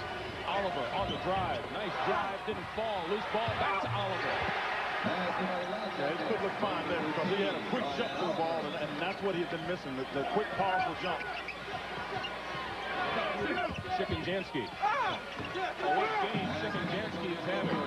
I give Chicken-Jansky credit, but I have to ask if Malcolm Mackey just stood there with his hands down. I mean, you've got to put a hand up when a guy gets it on the block.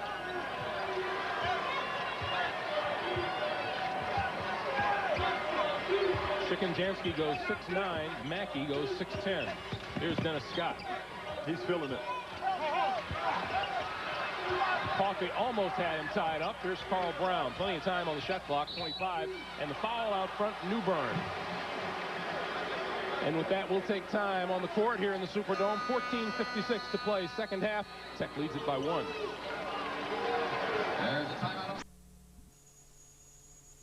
Leitner's shot at the buzzer enabled Duke to eliminate Connecticut, win the East final in the Midwest in Dallas, Arkansas, over Texas by 3. So Duke and Arkansas have earned a ticket to the Final Four.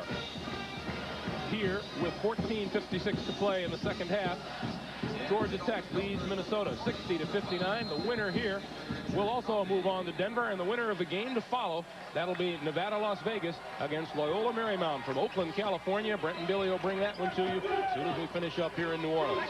Well, we've got coming in here out of timeout. Minnesota has gone out of their man-to-man until a matchup zone. They'll try to keep a man on the ball so nobody's standing shooting wide-open jump shots. Mackey all the way over. Good move by Scott to get open, but he missed the shot. Loose ball. Newbern has it. All the way down court. Tipped by Scott. Willie Burton. Scott fell asleep. He took the shot and just didn't get back. Almost got his hand on the ball. Good job by Burton to come up with it. 23 for Burton, who hit a career-high 36 in the game against Northern Iowa. And Oliver is fouled by Newbern.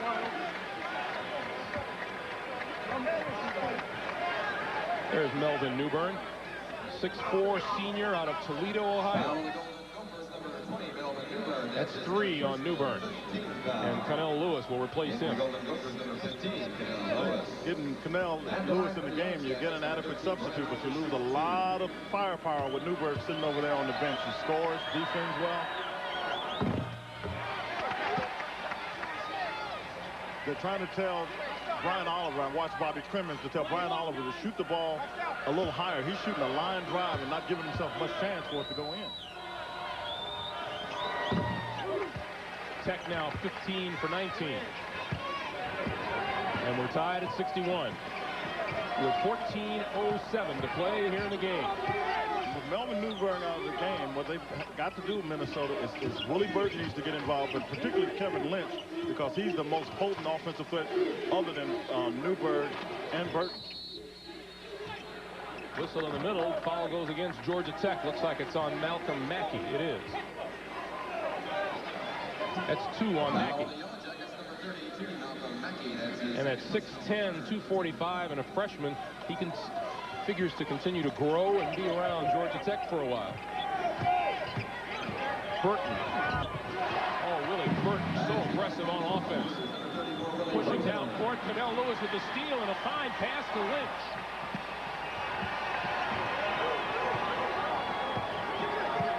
What you do get from Canal Lewis is the defensive transition that had been missing when New Bern had been getting the game. Lewis more concerned about defense than New Bern had been. Lynch, three-pointer.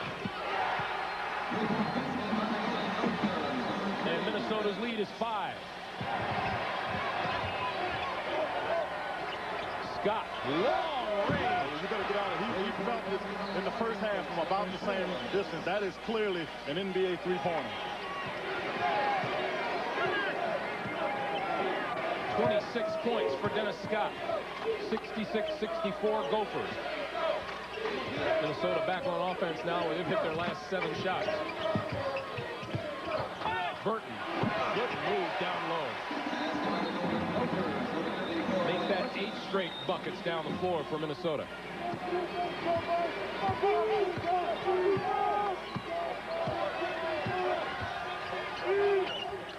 This is a mismatch that favors Georgia Tech. Walter Bond was guarding Dennis Scott, and Scott wanted the ball, but Bobby Crimmins decided to run the offense to try to swing it back to Dennis Scott. Anderson, baseline, tried the pass, and Kevin Lynch snaked in, but tapped it out of bounds. Kevin on the look at Willie Burton down low. Well, Willie Burton gets the ball here. Now, Dennis Scott tries to get him, but Willie does a good job doing a drop step, which means drop step toward the baseline, and Dennis Scott, being an offensive player, really didn't want to foul, but it was a good move by Burton. Richard Coffey into the game, and there's Jim Shikenjansky taking a seat on the Minnesota bench. This is a quicker lineup, but it's much smaller than Minnesota's accustomed to playing with. Oliver fakes the 3, takes the 2. 13 for Oliver. Georgia Tech having trouble inside. They're going to probably try to make sure they keep the ball outside, play a little 2-3 zone. Bond swings it to Lewis for 3. And Lynch on the rebound. Good bounce pass to Coffey, and he hits the deck. We'll take time. 11:44 to play. Second half. Minnesota leading it by 2. Quinn Buckner and Willie Burton and Dennis Scott have really been the show so far. Well, they really have been the show. You know, the offensive rebounds obviously favoring Minnesota. I think that's one of the things that's kept them in the game. And even though you see Dennis Scott with 26 points, the thing that you have to say is that Kenny Anderson still has pushed the ball up, been able to get it to Scott, so he doesn't have to take the shot off the dribble. Minnesota has clicked for 14 points off of those 12 Georgia Tech turnovers. Look at Anderson handle the ball in the backcourt. Boy, he's handling, I mean, it's like an extension of his hand. Top of the key, Oliver. Missed the three-pointer, and Burton has it. And a whistle and a technical foul has been called.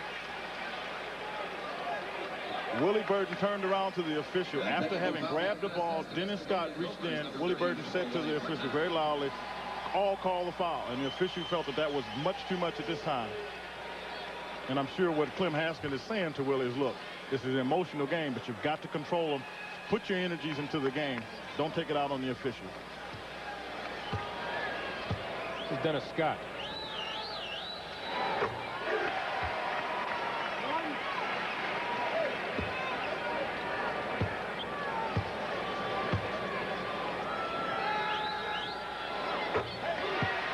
Scott hits them both. We have 11 minutes, 25 seconds to play here in the second half. Greg Gumbel, Quinn Buckner in New Orleans, Southeast Regional Championship. And we're all tied at 68. Georgia Tech has been able to push the ball up the court with Kenny Anderson doing the job as well as Dennis Scott. But Minnesota has got offensive rebounds. But the point I want to make is that what just happened here is Minnesota missed out on the ball. They had a rebound. The ball's going on the other end, and Willie Burton gets the technical. Georgia Tech gets 2 shots and the ball. Every possession counts. You can't afford to do that in championship play. Burton with the near steal. Ball comes back to Oliver. Shot comes up short in the lane. And Burton has the rebound.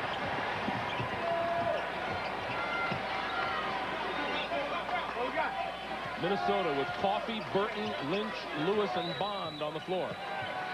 And Melvin Newbern about ready to check back in. And I'll tell you why, Greg, as Clem Haskins looked at it, he noticed his team was not in sync. You see, that jump shot is not, you don't need that shot. Willie Burton just took.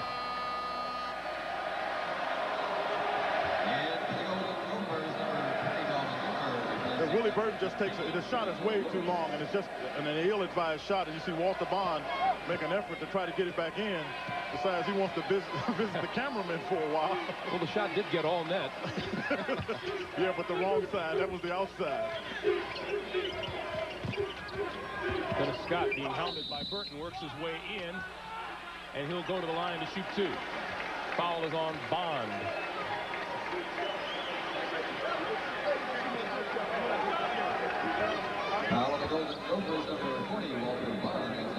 Dennis Scott on Friday night against Michigan State had just 18 points and 9 rebounds, and those 18 points, a full 10 below his average.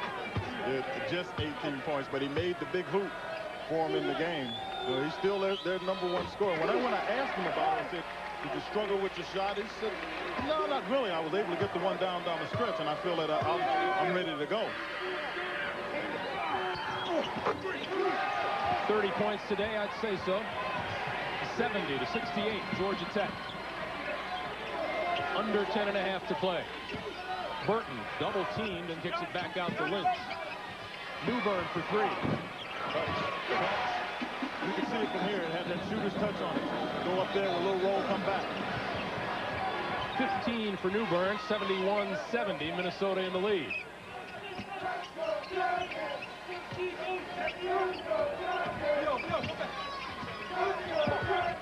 Oliver finds his way down the lane. Nice move, Brian Oliver. Number 13, Brian Oliver. And Tech is back on top, 72-71.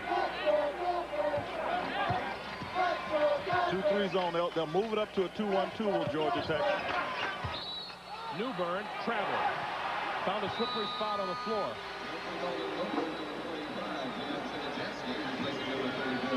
And Jim Shikenjansky will back into the lineup for Minnesota as Burton takes a seat on the bench. Burton sits down with 27 points. Shikenjansky's playing well on the inside. He's got to pick up some of that play, try to expose McNeil to some fouls. Scott, 3-pointer. That's the same play they ran at the end of the half. And McNeil has been called for a foul underneath. The basket will count. And McNeil commits the foul, fighting for the position. And McNeil gets the foul, but what we saw with Dennis Scott and Kenny Anderson, what they were doing, we're talking about that play, and Dennis Scott is basically telling, I feel it. Anytime you get me the ball, I can put it in the basket. With the 3-pointer, Georgia Tech opens up a 4-point lead.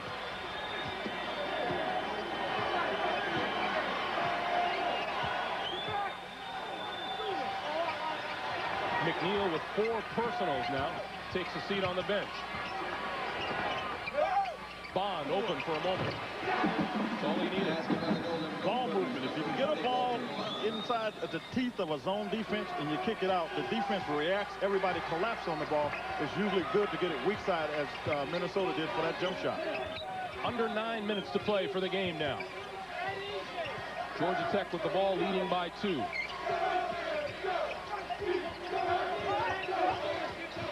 Kenny Anderson calling for the ball. Shot comes up short, and Lynch has the rebound. Anderson wanted the ball much sooner than he got it.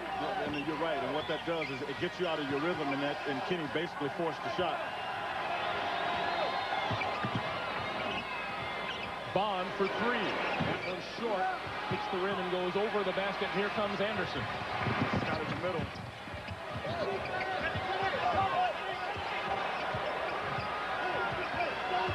Just amazing to watch him handle the ball. He just gets anywhere he wants to get, and that's what makes it so amazing, because it puts pressure on the defense. See, they'll run this play, and if you don't guard Dennis Scott, he'll come back and shoot it. That time Kenny took it. 77-73. Anderson has 25.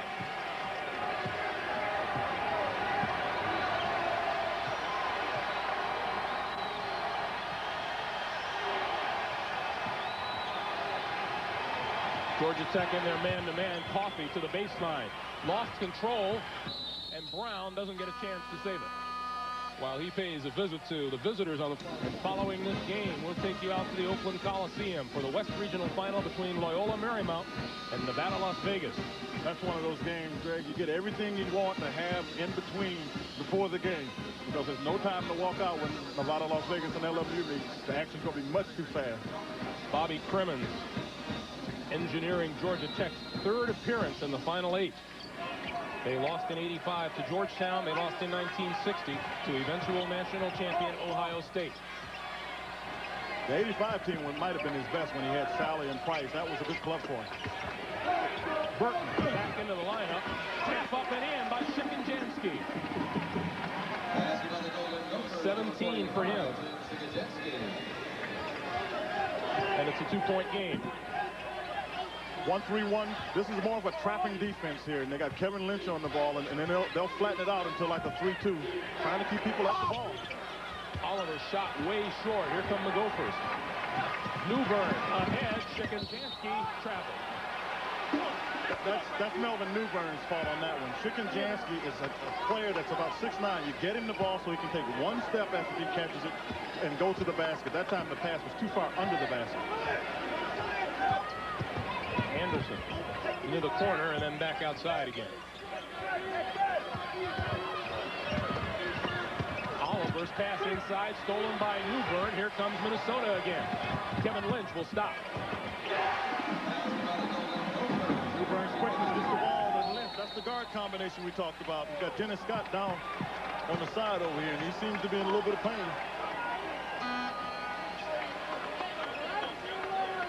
And we'll stop for a moment just to see how Dennis Scott is doing. He says he's all right. When you're on a roll like Dennis Scott, you'll find a way to get back in there. Take a look and see if we can figure out how it happened. On the right side of your screen, you see he and Shikinjansky get tangled up here, and then he stumbles. It looked like he just twisted his ankle a little bit, but he's still in the game, so he's obviously all right.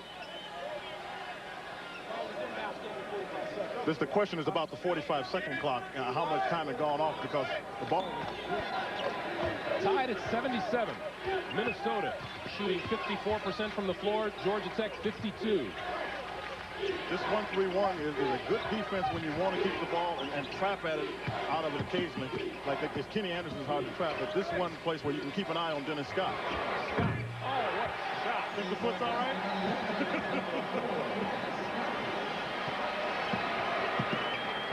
6 3-pointers for Scott today, 36 points for the game. Lynch trying to dish it off, tipped out of bounds. Dennis Scott telling Brian Oliver that he made a great defensive play. Team defense-wise, it really was. Get over and help out, otherwise Shikinjansky's got a basket. Newbern into the lane. That's a tough shot. Coffee has the loose basketball.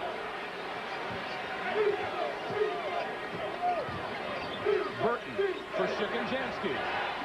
They play good team basketball. Burton is the guy who can score, pass, good team basketball. Got to have that now. Shikinjansky now has a season-high 19 points. Scott fakes the three, takes the two. Rebound, Mackey.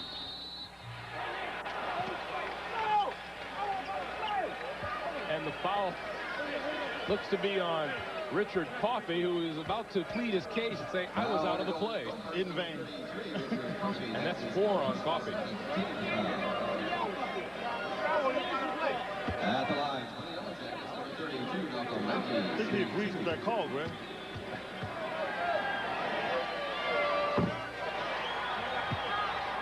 Mackey misses the first. Johnny McNeil off the Georgia Tech bench to replace Carl Brown. Got a bigger lineup in here now. Carl Brown was doing a good job putting the perimeter pressure on, but what Bobby Crimmins wants to make sure it doesn't happen on the other end, offensive end, that there are not any offensive rebounds from Minnesota. Mackey misses them both. He is still scoreless for the day, although he has 6 rebounds, and Georgia Tech's lead remains at 1 with 5:20 to play. Burton to the baseline, found an opening. Went to the left hand and put Minnesota up 1.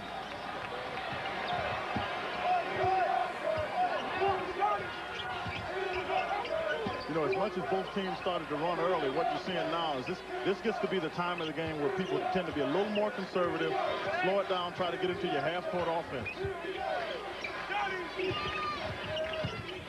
Anderson had to adjust his shot, put it too hard off the board, but Scott was there. Dennis Scott with 38. Burton for 3. Hit the front of the rim. Here comes Anderson. 4 on 3 for Georgia Tech, and he was fouled. And that is Newbern, and that's 4 on Newbern.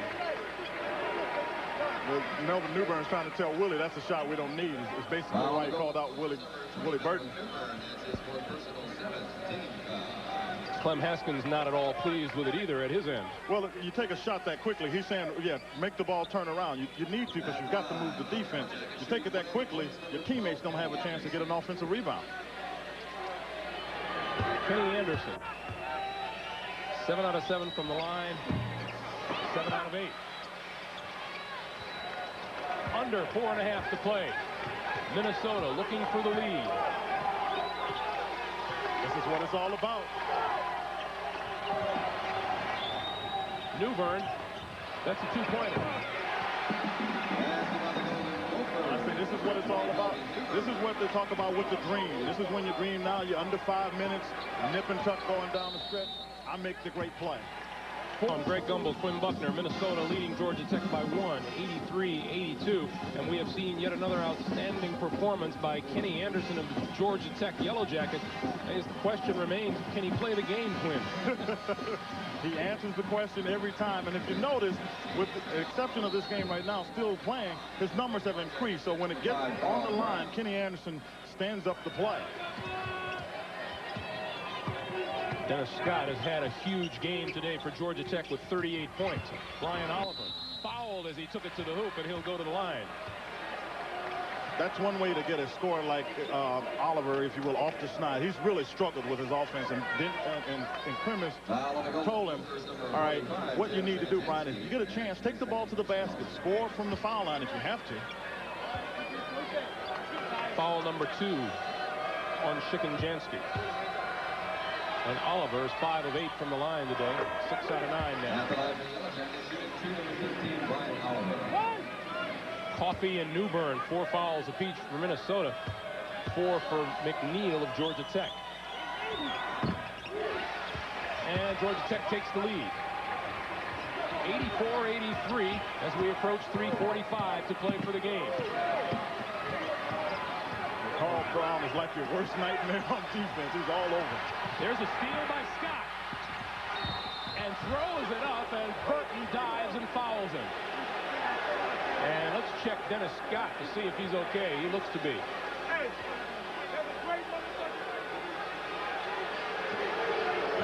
And Brian Oliver telling him, great steal. This is the pressure on the ball. Carl Brown made this happen with his pressure on the ball. Dennis Scott recognizing that pressure, comes out, makes the steal, and Willie Burton in his effort to try to get the ball back knocked Dennis Scott down. Scott hit the pillar, but he's up. He's going to shoot his foul shot, but it was a good defensive effort by Carl Brown. And a pretty good move for a guy who goes 6'8", 230 pounds. Dennis Scott. You know, he really doesn't look that big. He's thick, so he doesn't look that big. But he's very, very agile. But I tell you what, he's got big-time range. I mean, he's got it from downtown behind the three-point line. That's a 40-point game for Dennis Scott. And Tech's lead is 3 as we approach 3.5 minutes. And the foul out front goes against Carl Brown. That's 3 on Brown. Yeah, but more importantly, they're not in the penalty. So, yeah, it's a foul, but they haven't given it up yet. And I think that's the good part about it for Bobby Cremis. 5 team fouls on Georgia Tech. Minnesota has not made a free throw this half. They've only shot 2. Newbern lost the ball. Possession arrow favors the Gophers. Carl Brown is causing Minnesota to just lose themselves offensively. He's working hard. That time he was in good defensive position. The official made no call, which was the right call, and they almost got a turnover.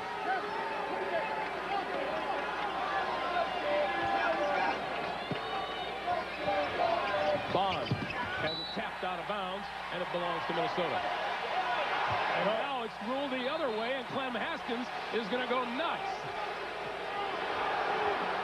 Well, the two officials get together like they need to do.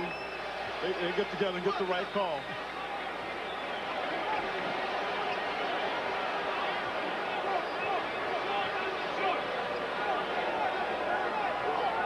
Clem was about to have a gem.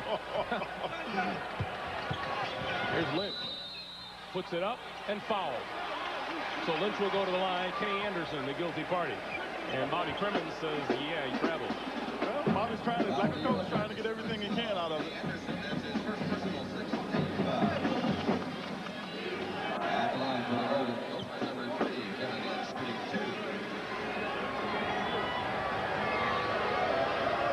Lynch with 10 points today and 2 out of 4 from the line. And Richard Coffey back into the lineup. It's the time of the game. You get your players on the court now, and Coffey's been rebounding. You've got to get him out there. Time for Lynch to step forward as well. 86-84. And Clem doing a little cheerleading. Well, he wants this team to take on pretty much his personality. Clem is a very intense person, and Lynch is one of the guys who used to get on for not showing some intensity. Lynch chases it down, but then the throwaway. And Scott picks it off.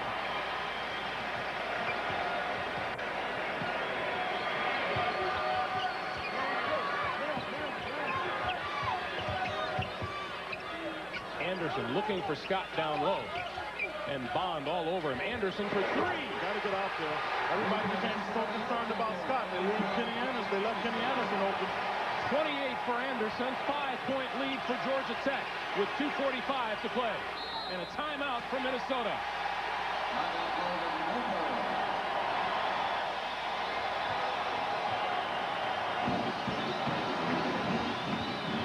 And we'll have it for you.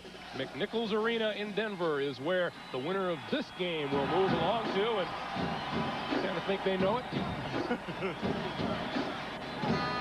Carolyn Crimmins, Bobby Crimmins' wife in the yellow jacket, and Yvette Haskins, Clem Haskins' wife, with vested interest in this game.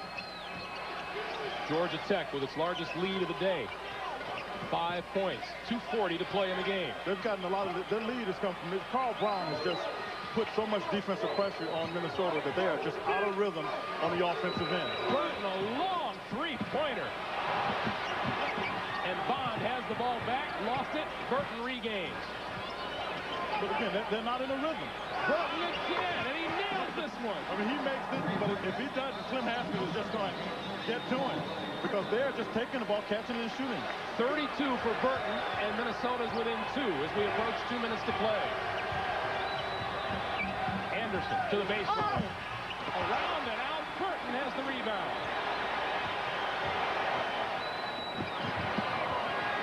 Lynch thought about taking it in, and he'll bring it back out.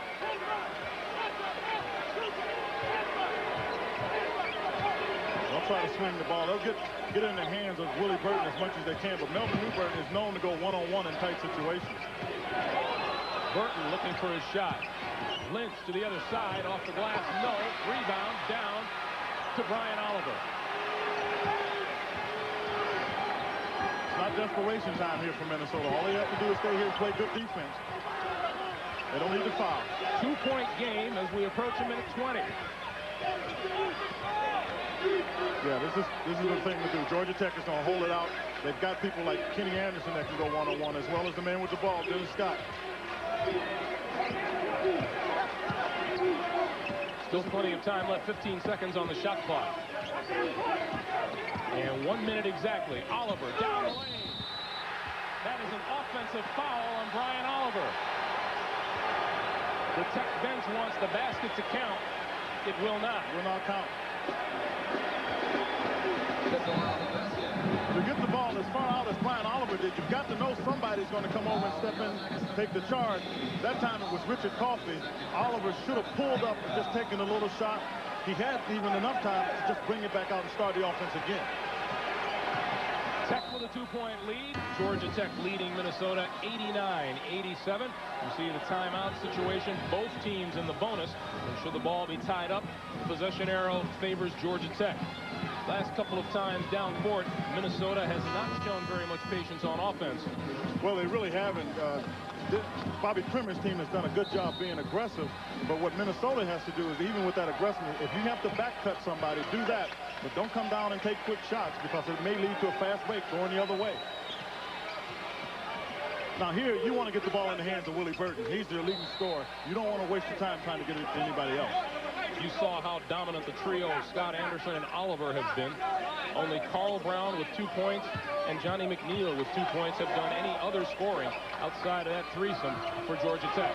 And there's a timeout called as Minnesota has problems inbounding the ball. Oliver getting hot on his side. I recall seeing one national publication prior to the tournament that said Kenny Anderson is too young to have very much impact. Well, clearly that's not the case. He reminds me of, when I said Nate Archibald, he reminds me of Nate at about 24 and 25 years old. This young man, obviously only 19 years old, he's got great savvy.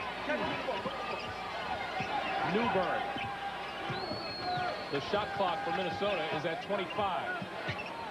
Kevin Lynch to the baseline and is fouled. Oliver, chasing him all the way around the pick, fouled him and will send Lynch to the line to shoot 2. What Lynch had been having is that for a while Kenny Anderson had been guarding him. By the time he got over there, Brian Oliver got there. But Lynch has become a competitor. He is the one player that when you talk to the coaching staff prior to the game, that they felt had to have a big game for Minnesota to win it. You saw the numbers there. Should Georgia Tech win this game, they may feel they won it at the line. Lynch is a 78% free throw shooter. He is 3 out of 7 today.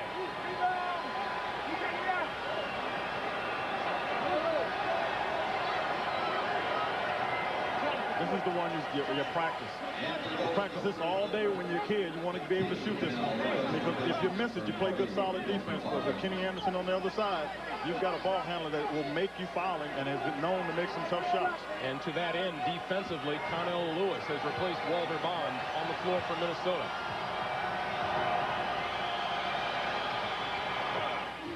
One-point game and full court pressure from the Gophers. You deny Kenny Anderson the ball. And the foul is on Lynch. Look for the charging foul from Oliver, and instead draws the blocking foul. Foul on the Golden Gophers, number 3, Kevin Lynch. That's his 4th. Let's take another look. At the line for the you get yourself in trouble anytime you get in the corner and there's a trap. Now, the official felt there was some contact made, and Kevin Lynch must have initiated that contact for him to make that call. He was reaching for the ball with the right hand, and here is Brian Oliver, 7 of 10 from the line today, and 17 points.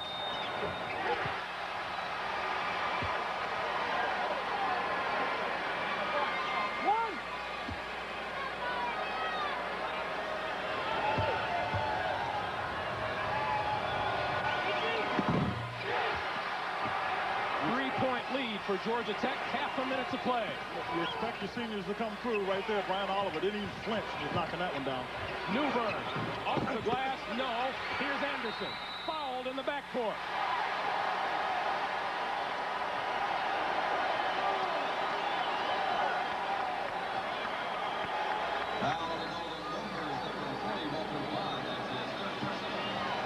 Well, if you're wondering why Clem Haskins didn't take a timeout, first of all, he doesn't have many to spare. He wanted to keep it. The other thing is you like to push the ball up so the defense doesn't get set.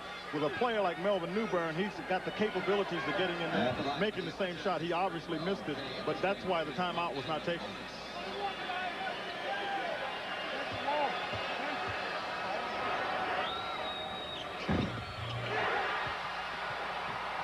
.29 for Kenny Anderson, 8 out of 9 from the free throw line. And one of the times you can think, well, this is a freshman. I'll put him on the line anytime if you're Bobby Trimmer. 30. 93-88. Bond, Lynch, cross court, and Burton looks for the three.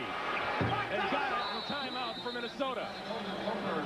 Minnesota within 2, 7 seconds to play.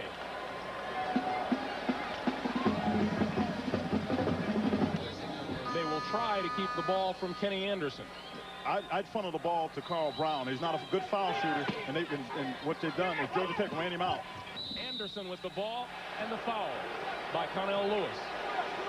And 1 second runs off the clock.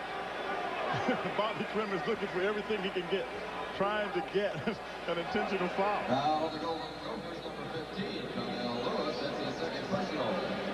Anderson, a 73% free throw shooter.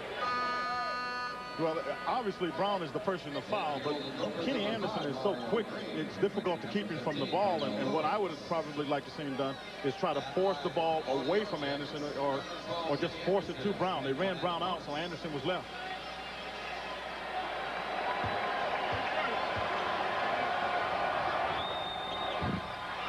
Missed it. No timeouts remaining.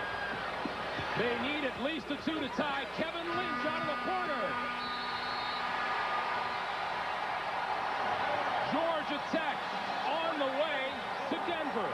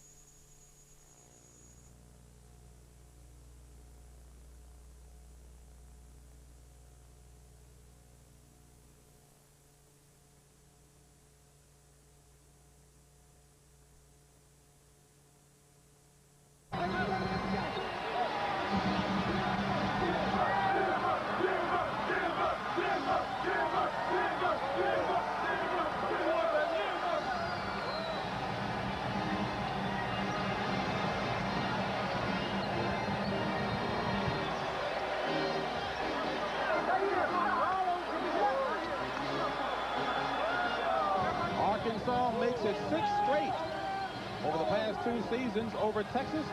Today, 88-85 to win the Midwest Regional Final. They move on to Denver, and of course, they will face the team that got there first today, the Duke Blue Devils. Tomorrow, we'll know the other 2 participants. The Chevrolet players of the game for today, Todd Day from Arkansas, and for Texas, Travis Mays.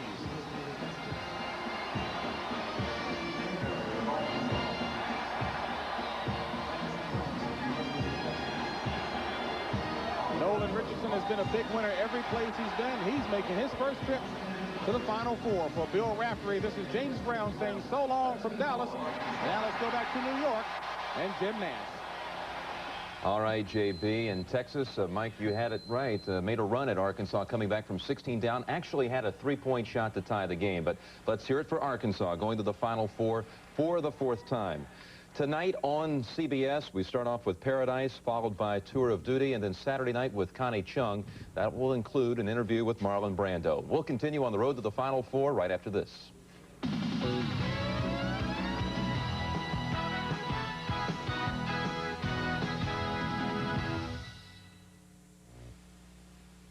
What a jolt. The pain. My teeth. The dentist said I'd be all right. And he gave me a different medicine. It's in these little yellow pills. Nuprin works so well on that pain. No wonder it's great for my tough headaches. Nuprin. It's not aspirin, not Tylenol. It's ibuprofen. You know, 2 Nuprins stop my headaches better than extra strength Tylenol.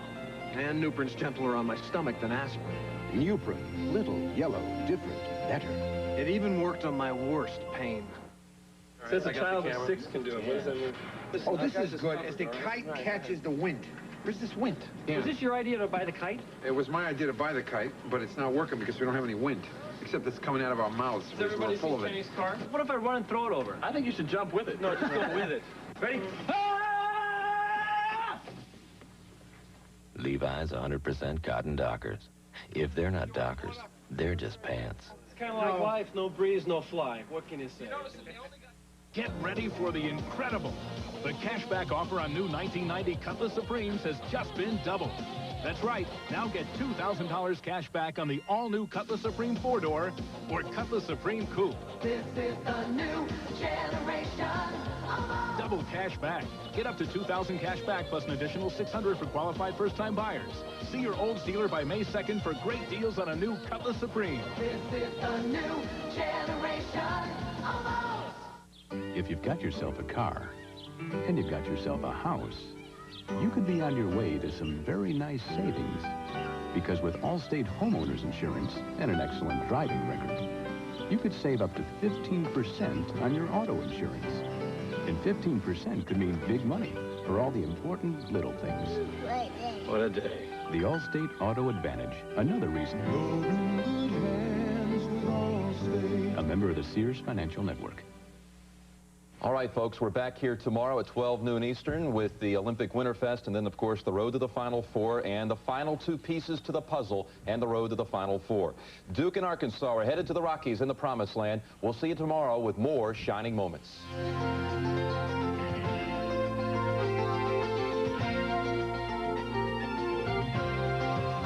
The ball is tipped. You feel the touch tonight. The rhythm's in your shot. And your step is like the crowd goes wild. This much is known. Win another game. You're almost home. With one shining moment, you reach for the sky. One shining moment, you knew.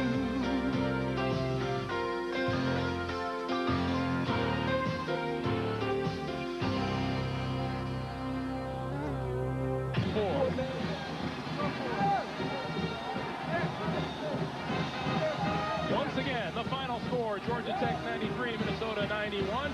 And Georgia Tech on the way to Denver. Coming up next, Loyola Marymount and UNLV. Our Chevrolet most valuable players, Willie Burton of Minnesota, Dennis Scott of Georgia Tech. So for Quinn Buckner, I'm Greg Gumbel saying so long from the Southeast Regional in New Orleans. You've been watching CBS Sports coverage of the NCAA Championship. Back to Jim Nantz in New York. All right, Greg, so we've got a double ACC appearance out in Denver. Duke joins Georgia Tech. Mike, you said it'd be the Yellow Jackets by a whisker. That was a close shave. It was, and they needed everything they got out of Dennis Scott. 4 for 5 threes, second half, 2 big steals, lethal weapon 3. 89 of 93 points today. All right, Mike, we're about 20 minutes away from tip-off in the West Final out in Oakland.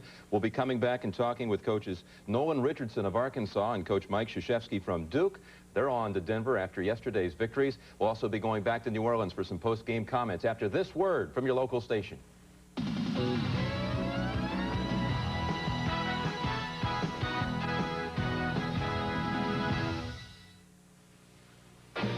In 13 cities and 10 countries across the Pacific, they're playing our song. United Airlines, rededicated to giving you the service you deserve, halfway around the world. Come fly the friendly skies. Every normal family has to have a normal pet. Oh, look, a timber wolf. Give it a normal name. Cujo has a nice range. Normal life. Then, meet a private eye with a PhD in TLC. Hey, is that the non-stick kind that kind of doesn't hurt when you peel it off? I don't know, let's check. Valerie Bertinelli, Sydney, right after Normal Life, Wednesday. Intelligent and sophisticated. A jolt of talent. Paula Zahn with Harry Smith. Weekdays on CBS This Morning. This is CBS. Pontiac Grand Am. Now, for a limited time, Pontiac Grand Am from just $199 a month at your Texas Gulf Coast Pontiac dealers. Grand Am, $199. Pontiac Grand Am with optional equipment like tilt, cruise, and more. Now from just $199 a month. Get on your Pontiac and ride, Texas ride. The $199 a month Grand Am from your Texas Gulf Coast Pontiac dealers. Spring into March with Warner Cable. Your screen will sizzle with Showtime's exclusive blockbuster movies featuring today's hottest stars. Comedy, anyone? Tune into Showtime and check out all your favorite wild and crazy funny folks. Order Showtime now in a premium service package and get installation for just $5.95. Plus your first month of Showtime free. Call Warner Cable today. 462-9000. Warner Cable, we bring it all home to you. There's a feeling that connects us.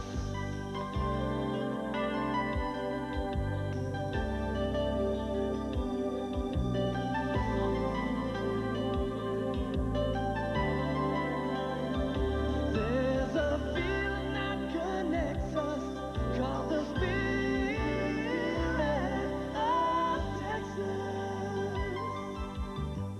How many times do you think it takes for a kid to be called a dumb Indian? For it all to come crashing down around them? Teachers determined to create better understanding in the classroom and the community. Well, not in my classroom. But it wasn't going to be easy. Some things are better left as they are. I'm not sure that teachers should be preaching social doctrines. Inspired by a true story. Everyday Heroes. Brought to you nationally by Apple Computer. And locally by NCNB Texas. Watch Wednesday at 8 on Channel 11. Matt Musial Sports, tonight.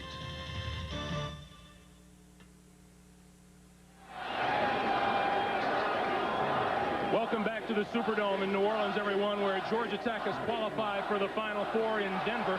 93-91 over a game Minnesota Golden Gopher team. Greg Gumbel along with Quinn Buckner, Lethal Weapon 3, and Coach Bobby Cremins, who's making his first trip to the Final Four. How's it feel? It feels good. I got my father's good luck charm right here, Joe. It was a great basketball game. Minnesota's a very physical team, but these guys hung in there. Dennis was shooting Brian with the bad ankle. Kenny gave us a big three, but Dennis Scott was sensational. Great basketball game. I'm just really proud that we're going forward. All right, Quinn, how about the lethal weapons over there? Well, we'll start right here with Kenny Anderson. He came out, he had a great game. He shot the ball. I thought your team, you control the tempo. Is that something you wanted to try to do? Well, we knew Minnesota was very physical and very patient, and they run their offense extremely patient. So we just wanted to come out and play Georgia Tech style of ball, and that's my job, to get some tempo going up, and our fast break is really clicking today.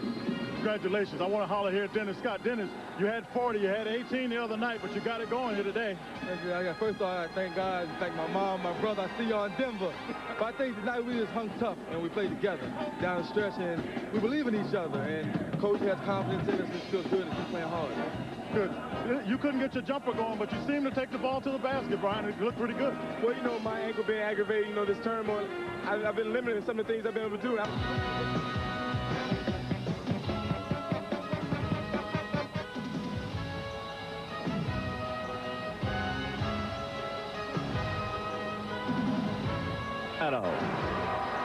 Do dreams come true? We're about to find out. It's Loyola Marymount against UNLV for the final spot next Saturday in the Final Four. The winner here will take on Georgia Tech, as Duke and Arkansas will meet in the other national semifinal.